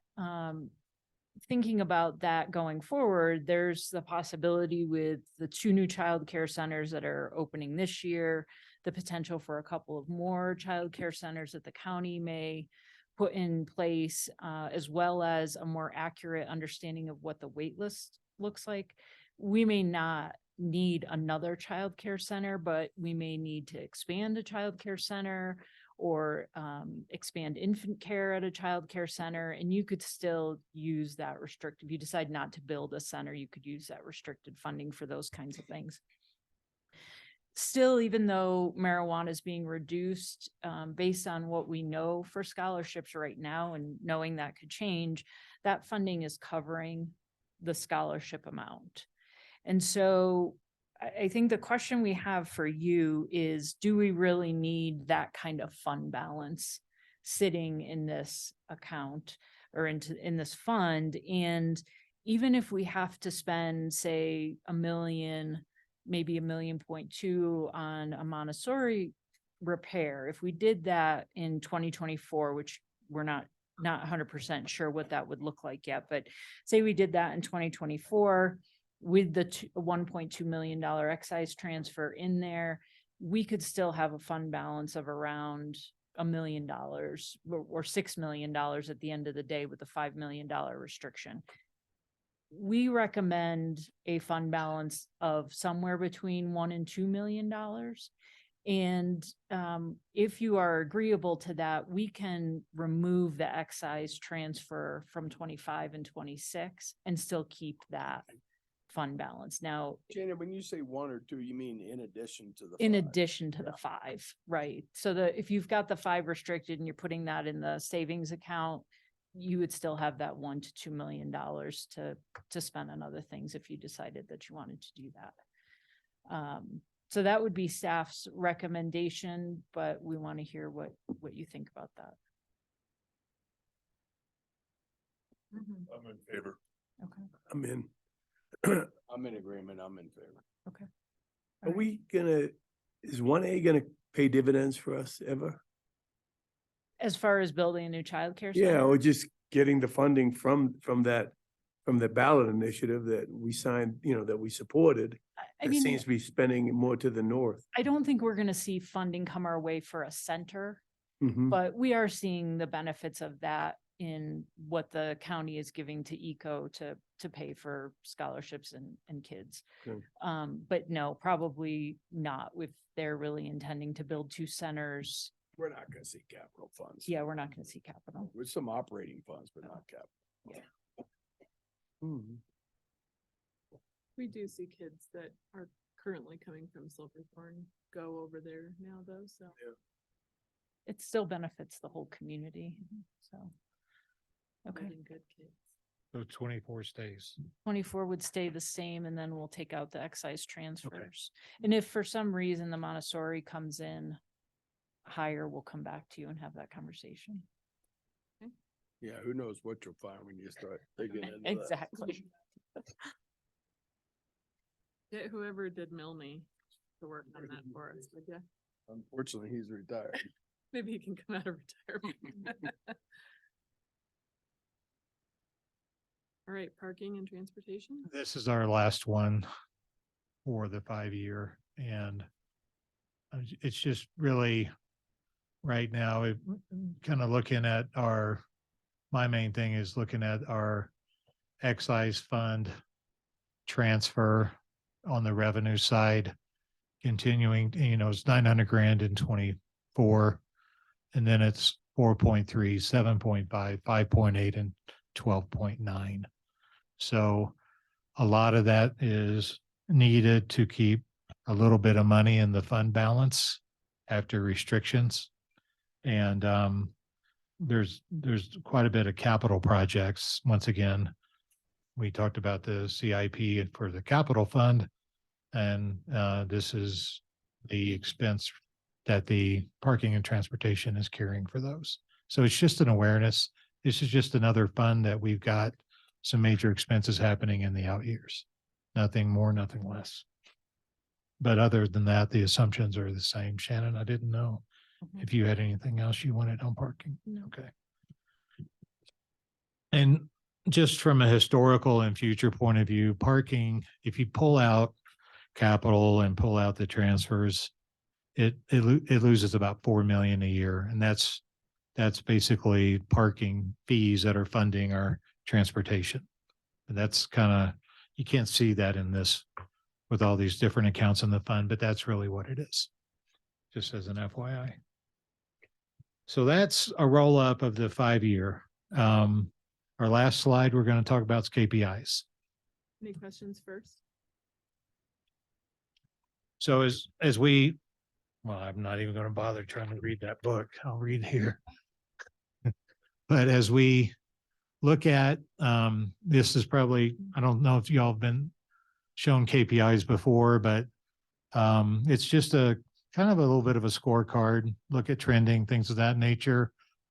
So the first one is really cash to liabilities. Do we have enough cash to pay our current liabilities? And we want our benchmark to be greater than 1, which means we have more cash than liabilities. It's looking at unrestricted cash.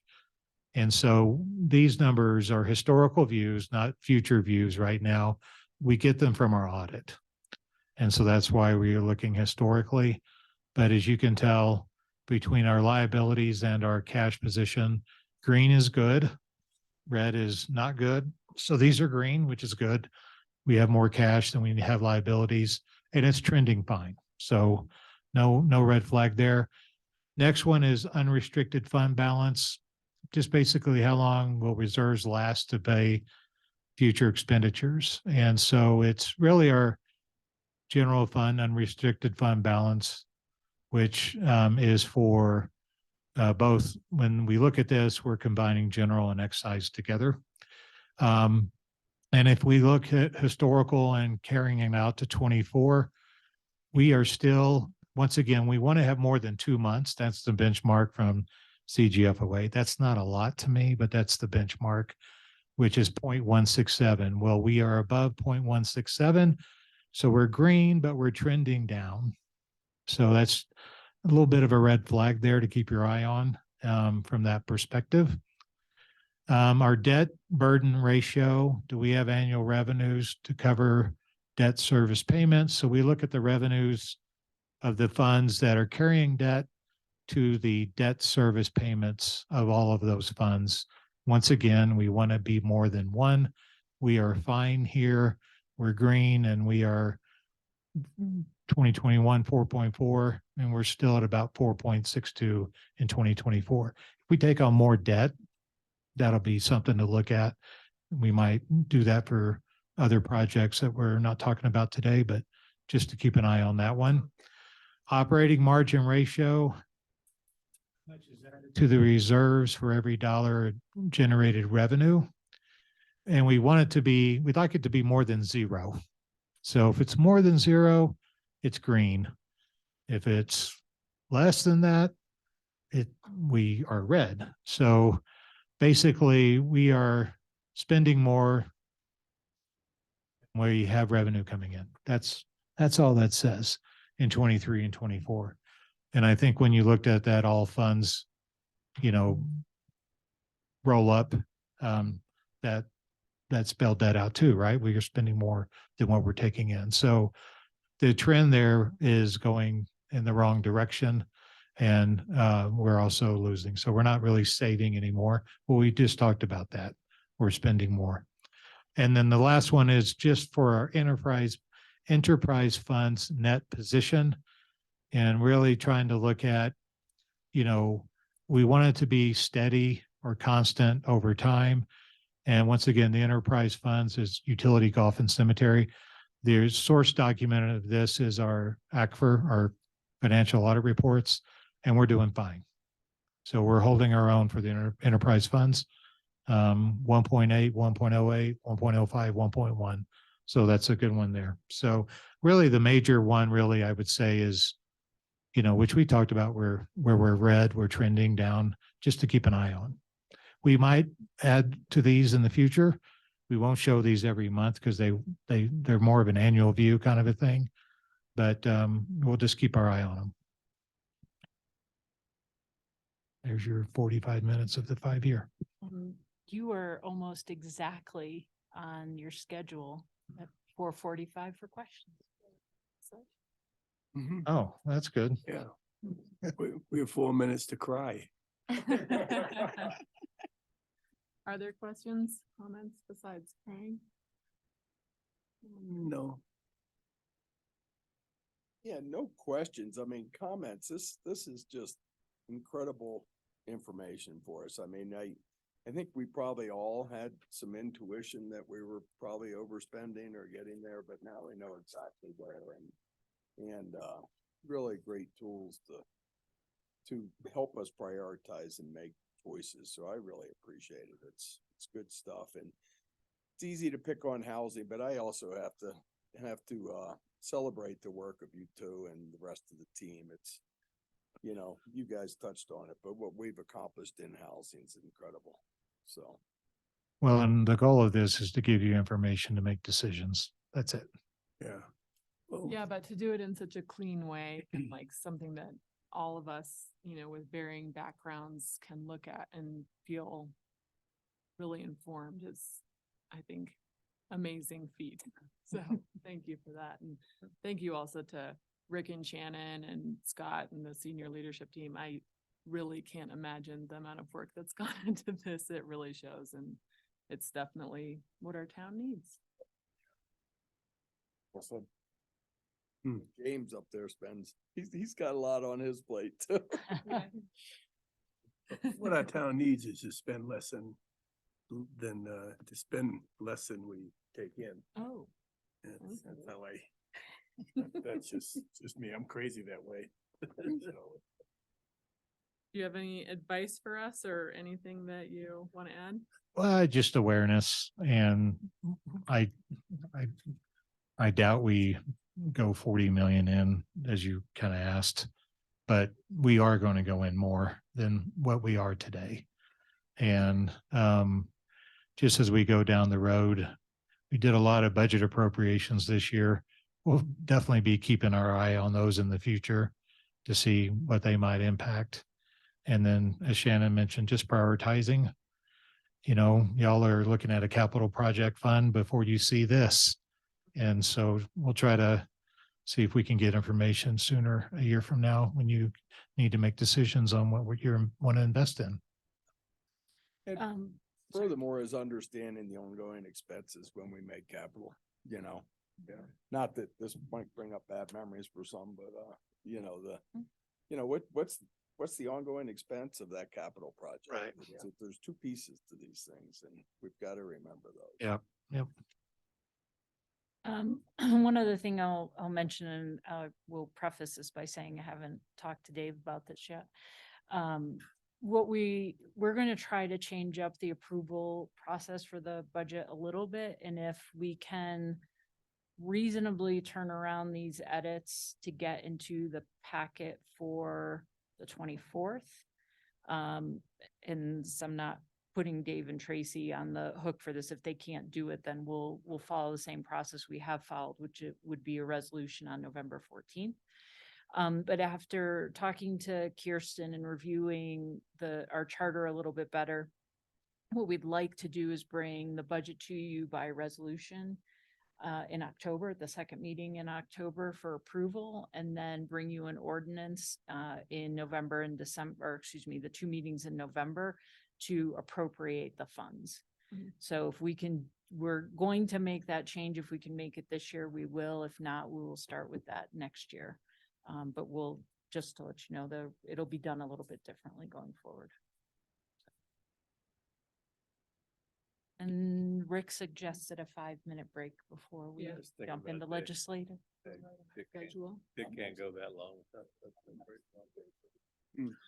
All right, well, we're gonna take a 5-minute break. We so can still say- stretch our legs. Yes. All right. All right. Thank you, guys. Great.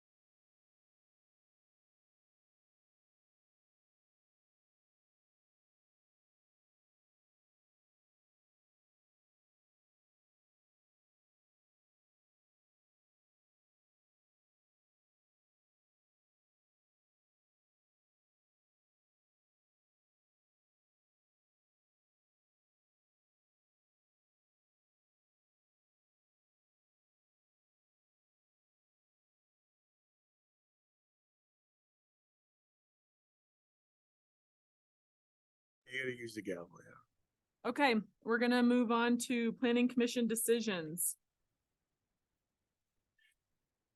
Did I just say it? Dick, do you want to have a call up? I'll smack ya. Questions? No, okay. Legislative review. It's opening. BOEC. Yep, BOEC F&D Placer lease renewal, second reading. Good afternoon, Ms. Mayor Pro Tem and council. Never gets old. I'll say it nice and slowly. Before we in second reading, we have the lease for both the F&D Placer as well as the Wellington property for the BOEC to continue their lease, extend it to 75 years. There have been no changes since first reading from our prior discussion. All right, questions? Thank you. Tax code update. Let's see, exempt products. Way to go, Rick. Pam?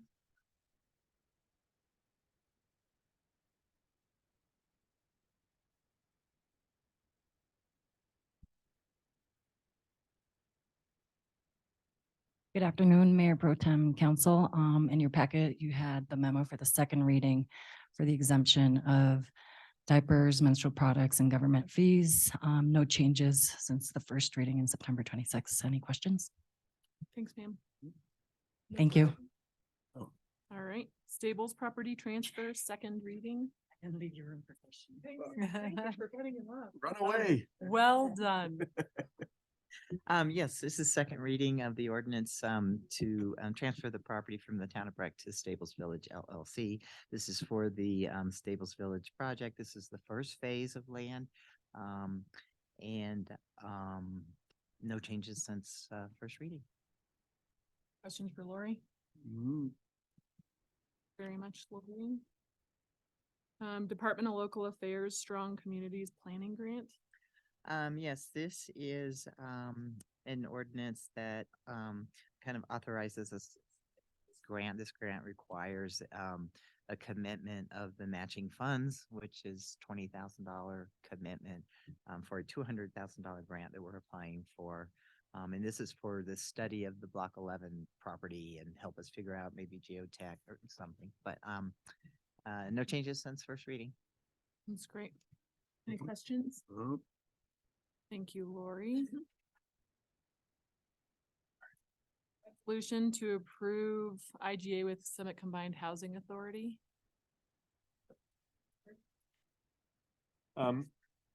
This resolution allows the town to enter into a intergovernmental agreement with the Housing Authority for services. So we'll have 3 of our housing staff will be working a certain number of hours with the Housing Authority between now and the end of the year is the term that we've set on there. And we'll get some reimbursement back to the town. Hopefully you charged them a lot. No. All right. Thanks, Lori, for sharing your people. All right, I think that's all for. We're into managers report, sustainability update. Rick? do you So, wanna- yeah, everything in here is written reports due to, the amount of time we spent on the budget. So we just had staff submit written reports, and certainly if there was any questions that you have on anything, we can highlight it, but. Are there any questions? No, looks good. Rick? None. Okay. I guess we're ready for executive session then? Do you want to do anything first since? No, I think we have a script. Have you got your copy of the script? I do. You want to do, we have time. I'm sorry. Thank you for You're thinking like a welcome. manager. Yeah, she's, Thank you for managing him. she's hitting the ground running. Our reports, Kelly, get that out of the way. Well, no one provided me with any. On the evening agenda under, go through I don't have anything as far as the town manager report. Did you have anything? And then right here, we have all those. That's exactly what I mean. Thank you very much.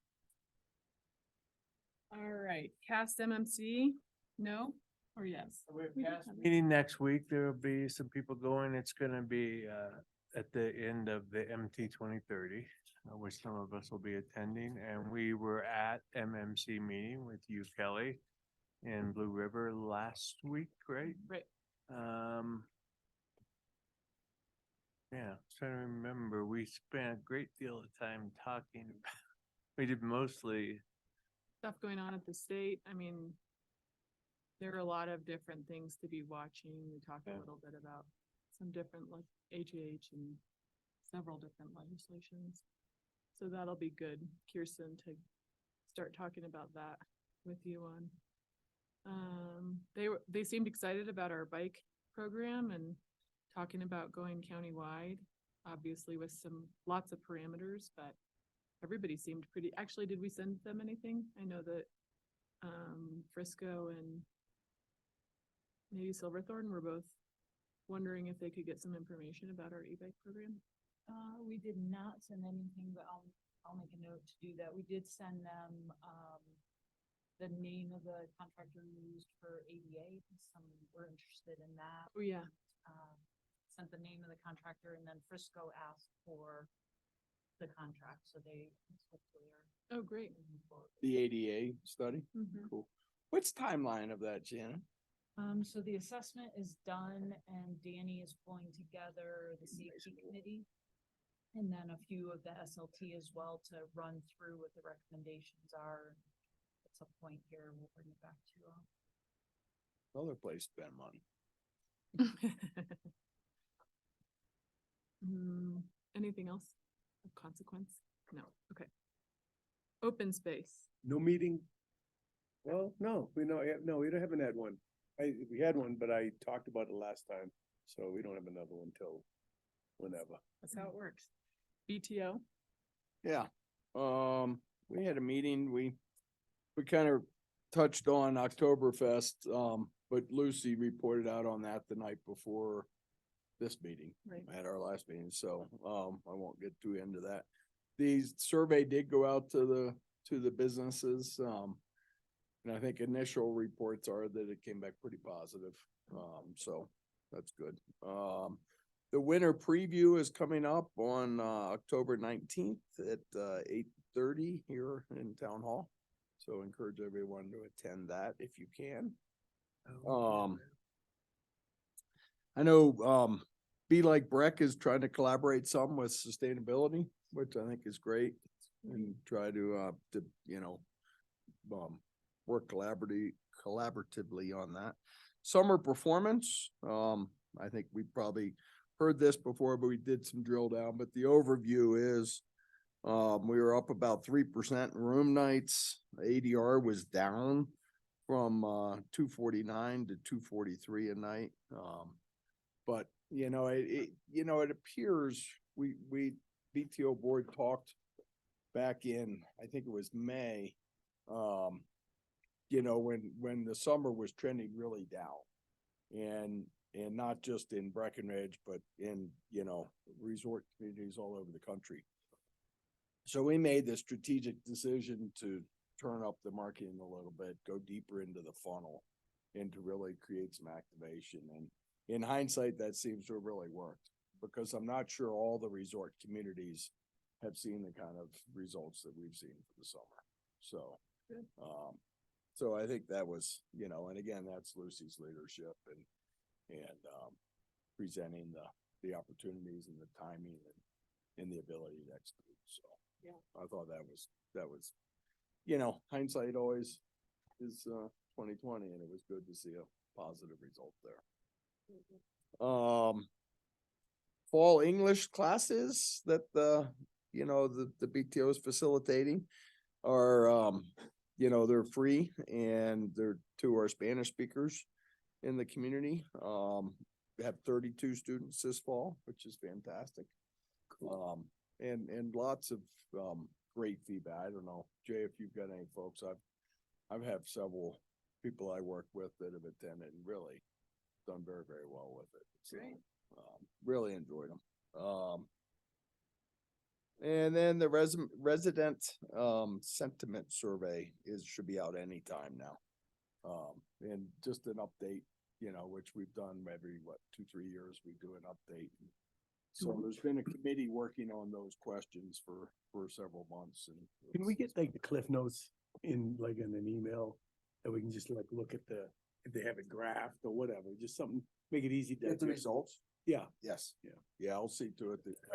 I'll ask Lucy if she'll write them. But that'll, they leave that open for quite some time, so I'm not sure when we'll get results. Probably, I would think before the first of the year, but it'll be open a while.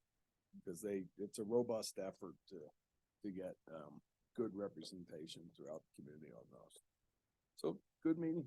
Do you know anything about, a couple years ago when I was on the PTO as town council rep, they were talking about running some vans for workers who are coming from the other side of the county, at odd hours, just because the summit stage wasn't really working for them. I haven't heard anything about it. Maybe I'll follow up with Lucy about that.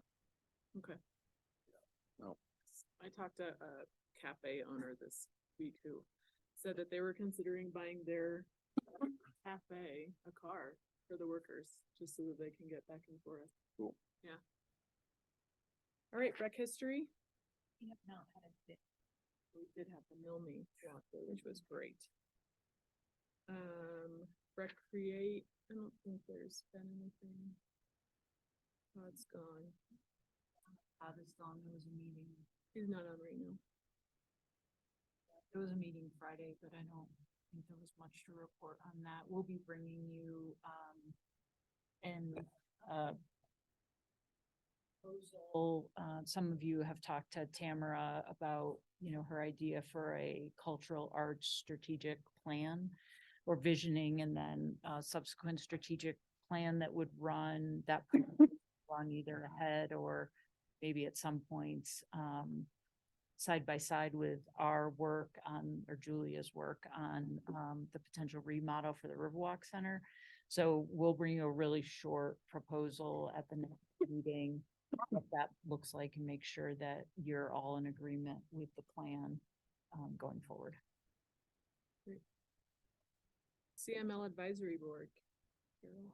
We have a meeting next Friday, so I'll have an update then, but we've been in the mayor's batch that we had an update.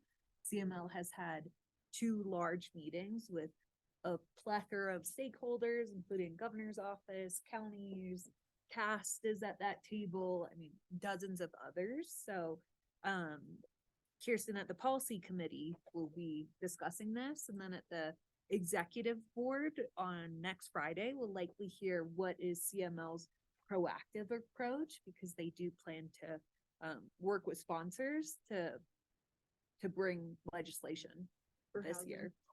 Very similar to the taking what was beneficial from the governor's land use bill, and also vetting other solutions. Great. Good idea. You see in the Sun Fest thing that the Colorado Sun, that the governor was quoted as saying that he was in favor of commercial property tax for. I did see that, yeah. Yeah, so then Colorado Sun, yeah, interesting. Childcare, November 1st. social equity. We have not had a meeting, but the subgroups are meeting. What came out of one of those subgroups where their goal really is increasing civic engagement, community outreach. So working with Brooke and team, there's a kind of coffee talk, community conversation put together for next Tuesday at 8:30. So Shannon, maybe Peyton could send it to everyone just for awareness. Okay, do you want to do other matters now, since we still have a few? That'd be great. Okay, anyone have anything? I have one. The county is having a master plan open house tomorrow. Probably most of you know about it. There are 2 different timeframes. There's one during the workday, and then there's one in the evening. And it's at the senior center. And the last time they did this, I was on the planning commission, and I don't know if it's gonna be the same type of, you kind of stand around with different maps and talk to people and get their ideas. I know that what's it called? Soccer. High country. Well, no, but the Field house. field houses, yeah, being thrown around a lot from the, kids sporting, all the different groups that are trying to get people to. You're in that circle. We can afford it, sure. Yeah, well, they have a really good strategy. They said that they're trying to get the pickleballers on board. Oh, well, will the school system pay for a sign? No. So anyway, if you're interested, if you want to put your 2 cents in, I think it's great if anybody can make it over there and maybe talk about the summit stage and some other things that are important to us, but whatever is important to us. That's my only. Anything else? Okay, so anything else, Shannon, or should we go into executive session now? Okay. The presiding officer, oh, that's me. Come on, you gotta put it in some different type. I move that the town council go into executive session under CRS section 246402 relating to conferences with the town attorney for purposes of receiving legal advice pertaining to an ethics code complaint. Mayor Mamula. Pro Tem Owens, Here, Councilmember Beckerman, Yes. Councilmember Bergeron, Here. Councilmember Carlton, Here. I really started. Councilmember Rankin, Councilmember Sade, Yes.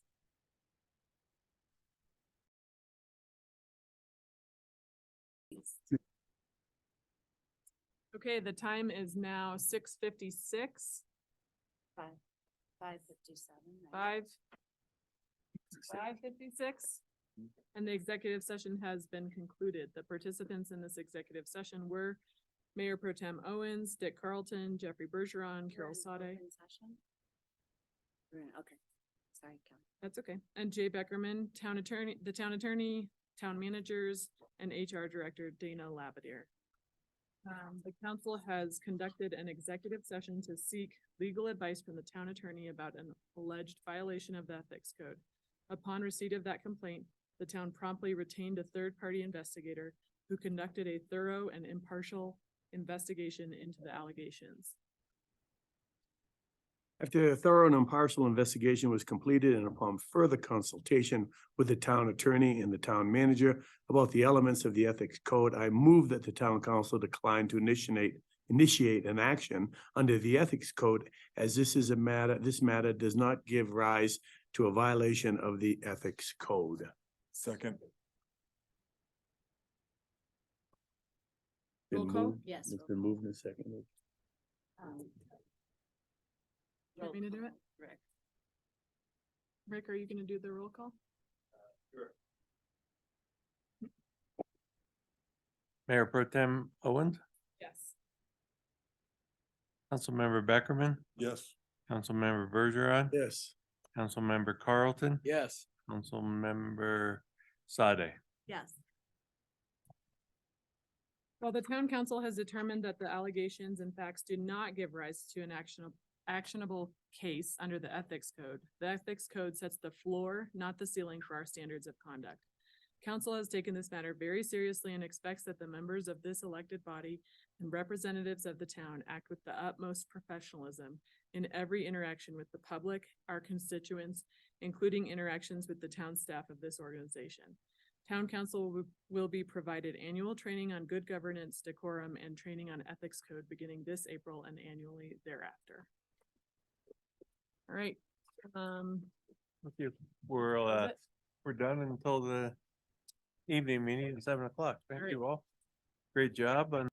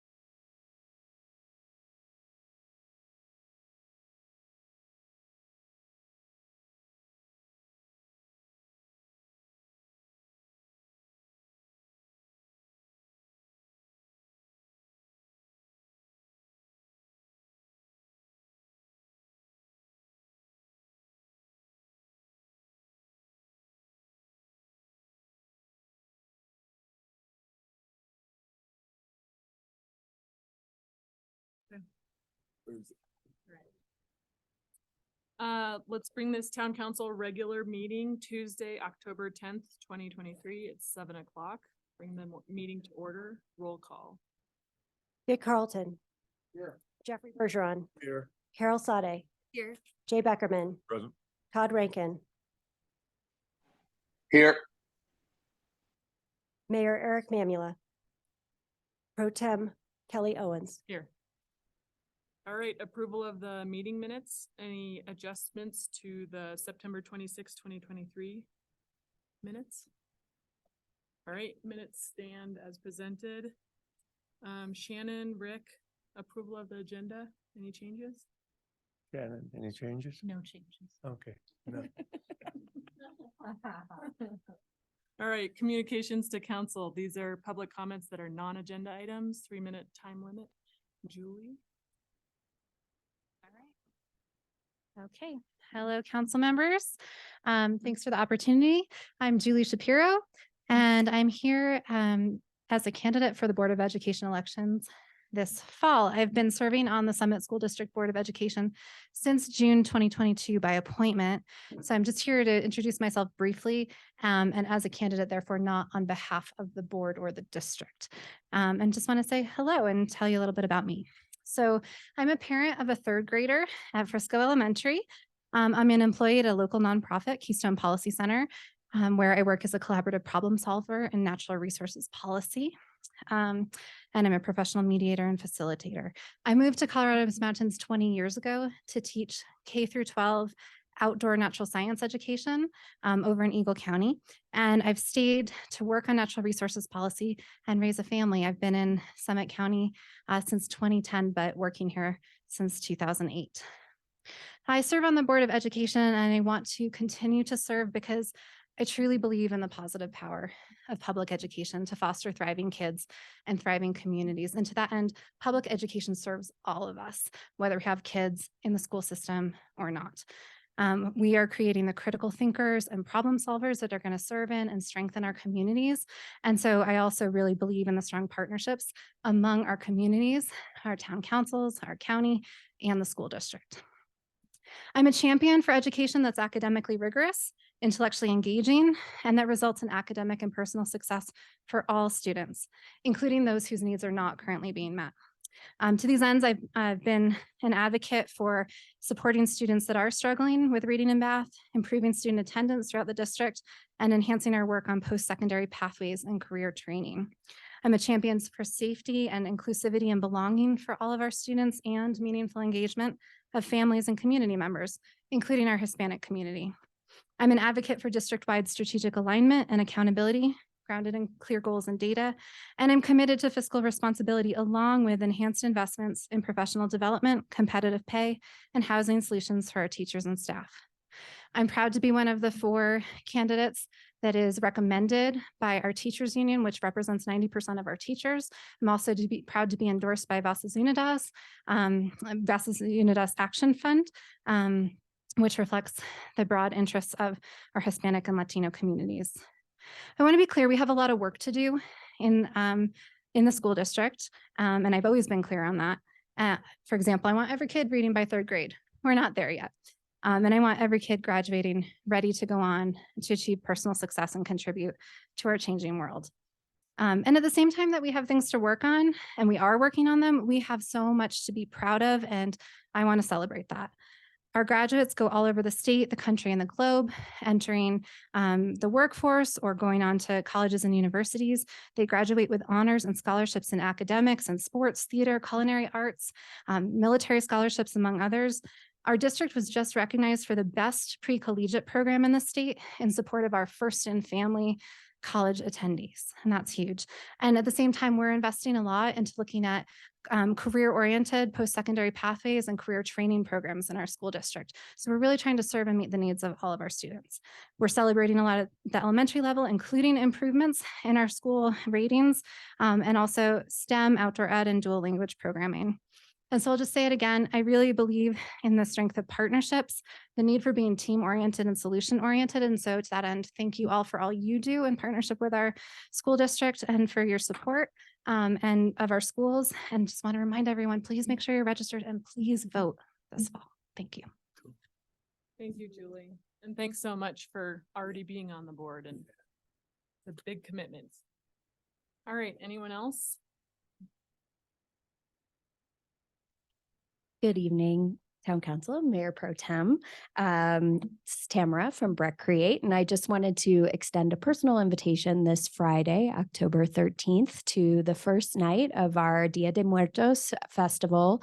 This is a particularly special exhibition that we have that's opening with an artist talk on that evening. It's been 2 years in the making. It's called The Seeds of Dreams.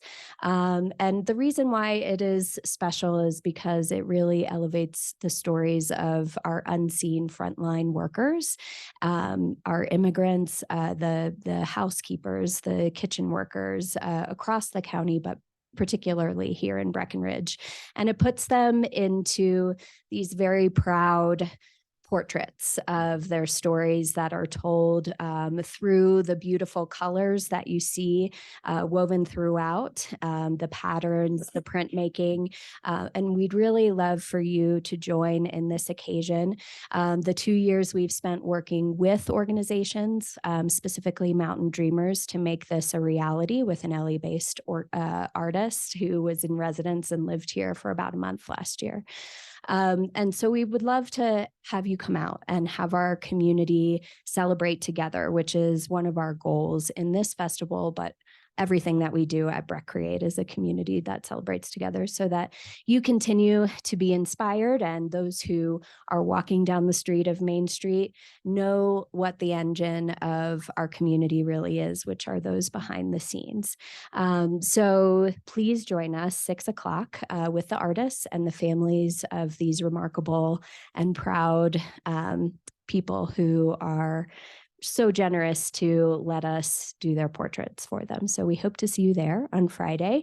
There is also a candlelight vigil and drinks and a wonderful weekend of classes and markets in celebration with a number of other organizations and sponsors that have made this come to life. So please join us. Also, I just wanted to share with you, Breck Create is very happy to be fully taking on the in-kind grant process for the facilities. We hope that you found some of the information and data points in your budget packet helpful in sharing how many days the Riverwalk Center in particular is animated with activity.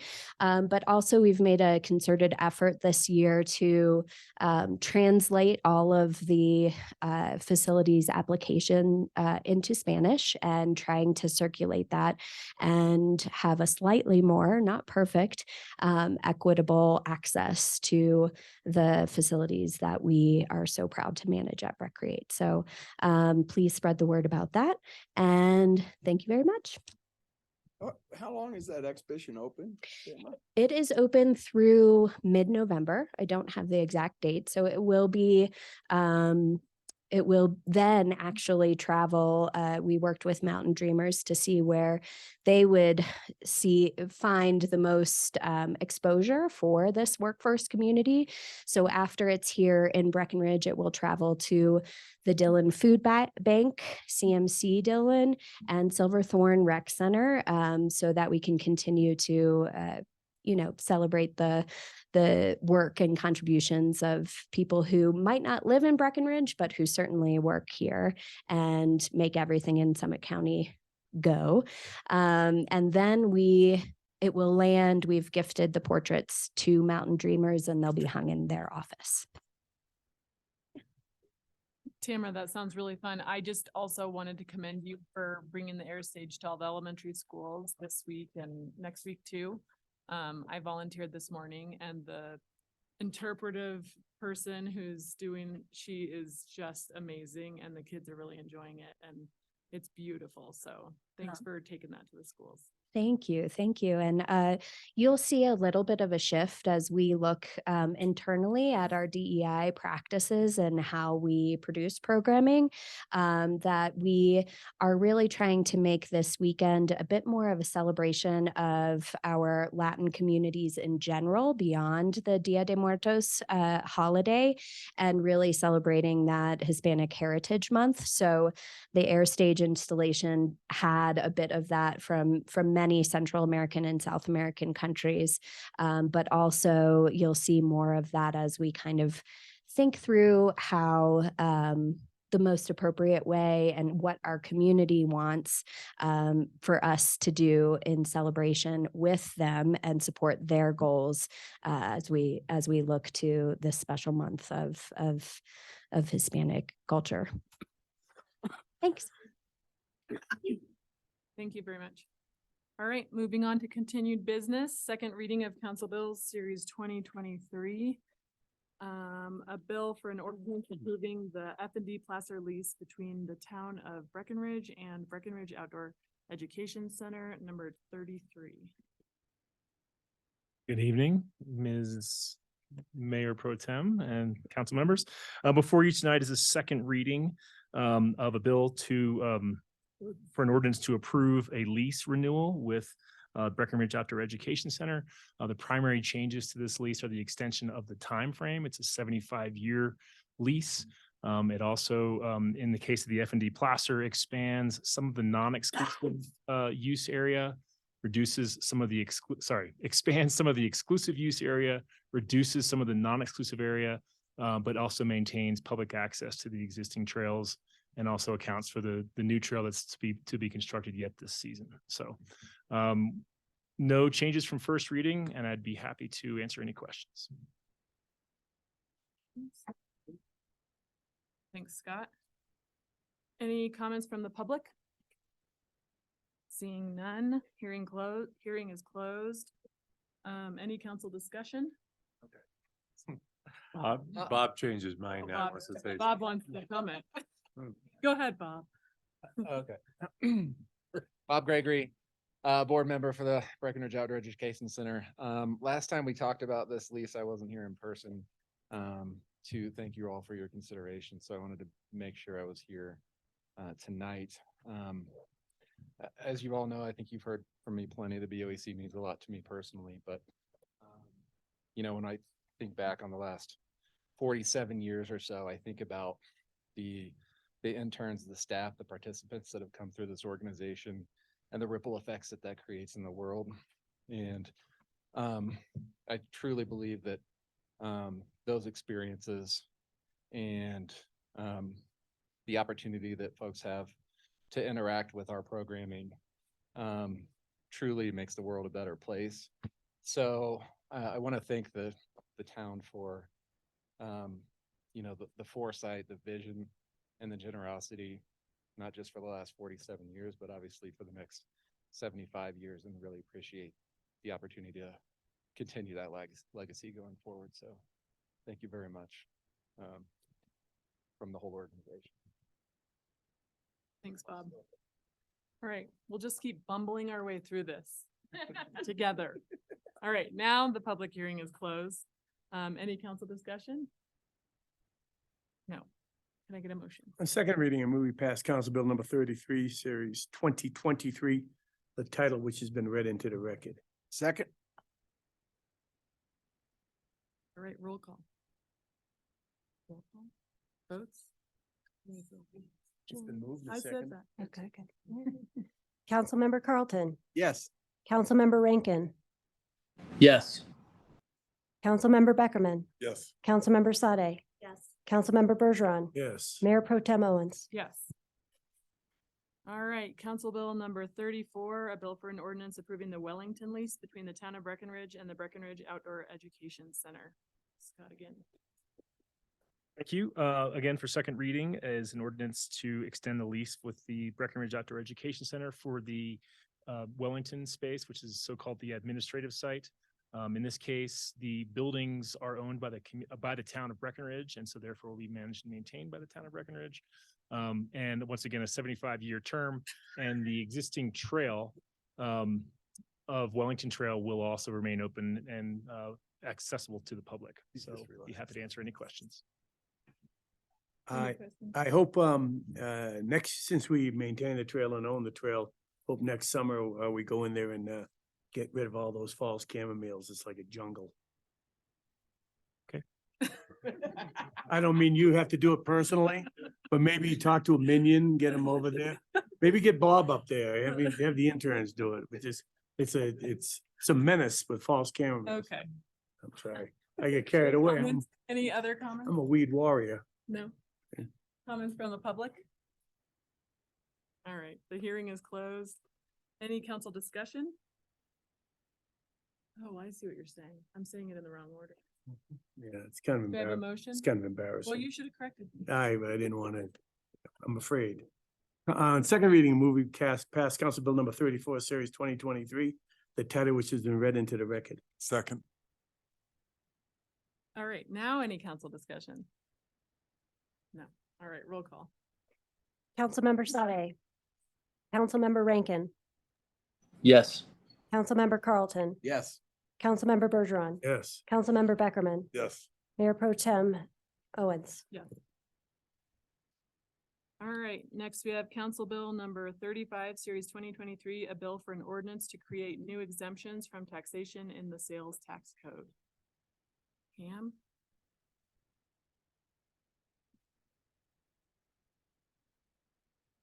Good evening, Mayor Pro Tem Council, Pam Nastrovany for the record.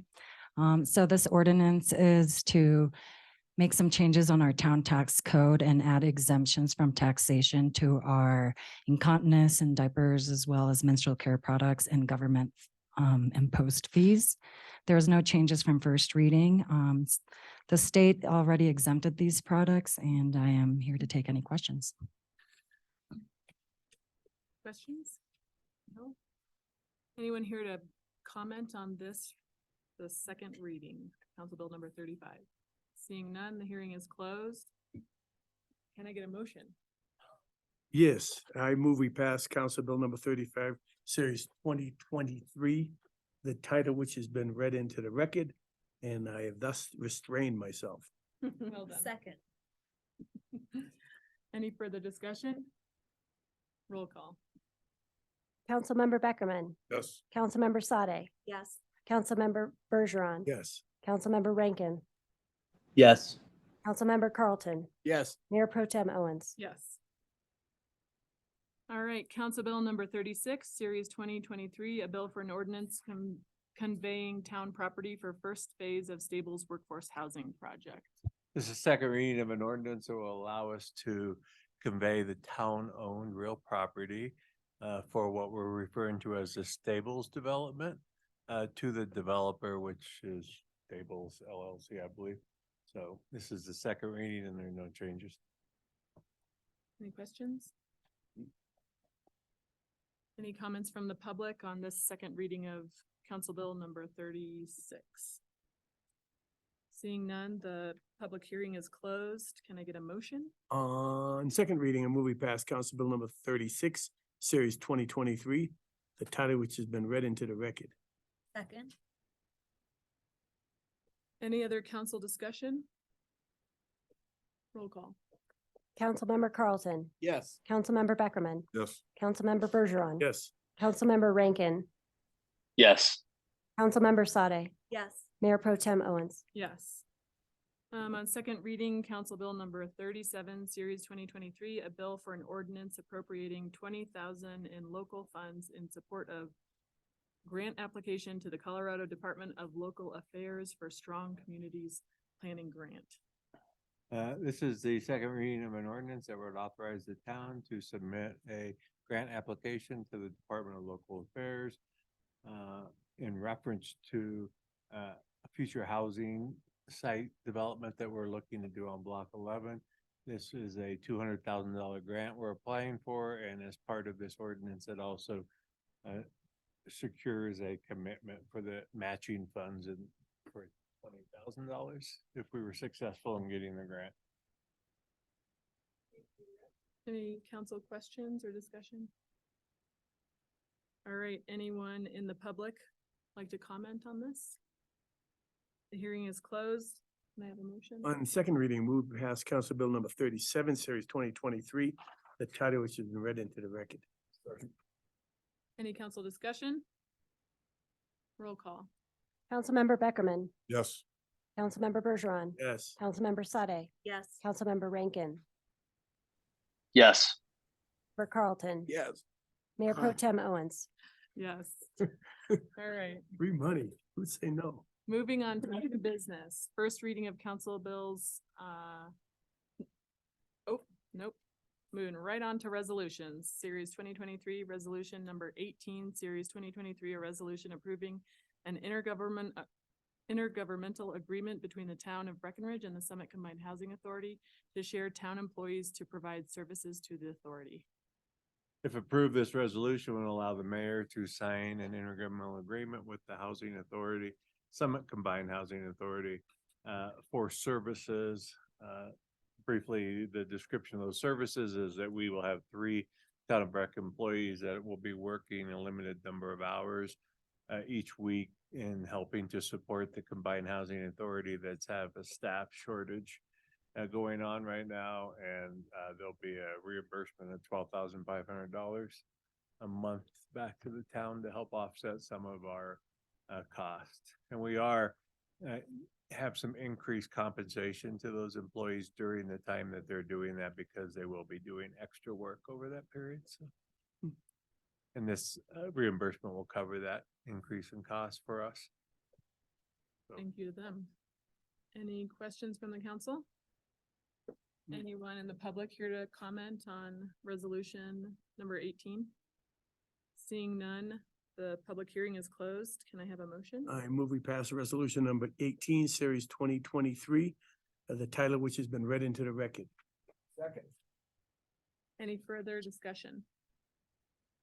Roll call. Councilmember Bergeron, Yes. Councilmember Carlton, Yes. Councilmember Sade, Yes. Councilmember Beckerman, Yes. Councilmember Rankin, Yes. Mayor Pro Tem Owens. Yeah. All right, moving on to planning matters, planning commission decision. To get ready. He's Yeah. gotta get it off of mute. There's He's a lot of there. steps in this. He's gotta just get on the ball. He's pretty far away, Jeffrey. Yeah. He's probably on dial-up where he's from. All right, planning commission, decisions from October 4th, 2023. There's nothing. Okay. Move on for that.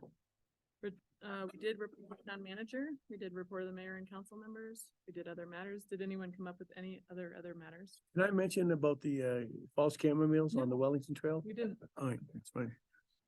All right, we've got a bunch of meetings and they're in your packet. Meeting adjourned. Yeah. All right.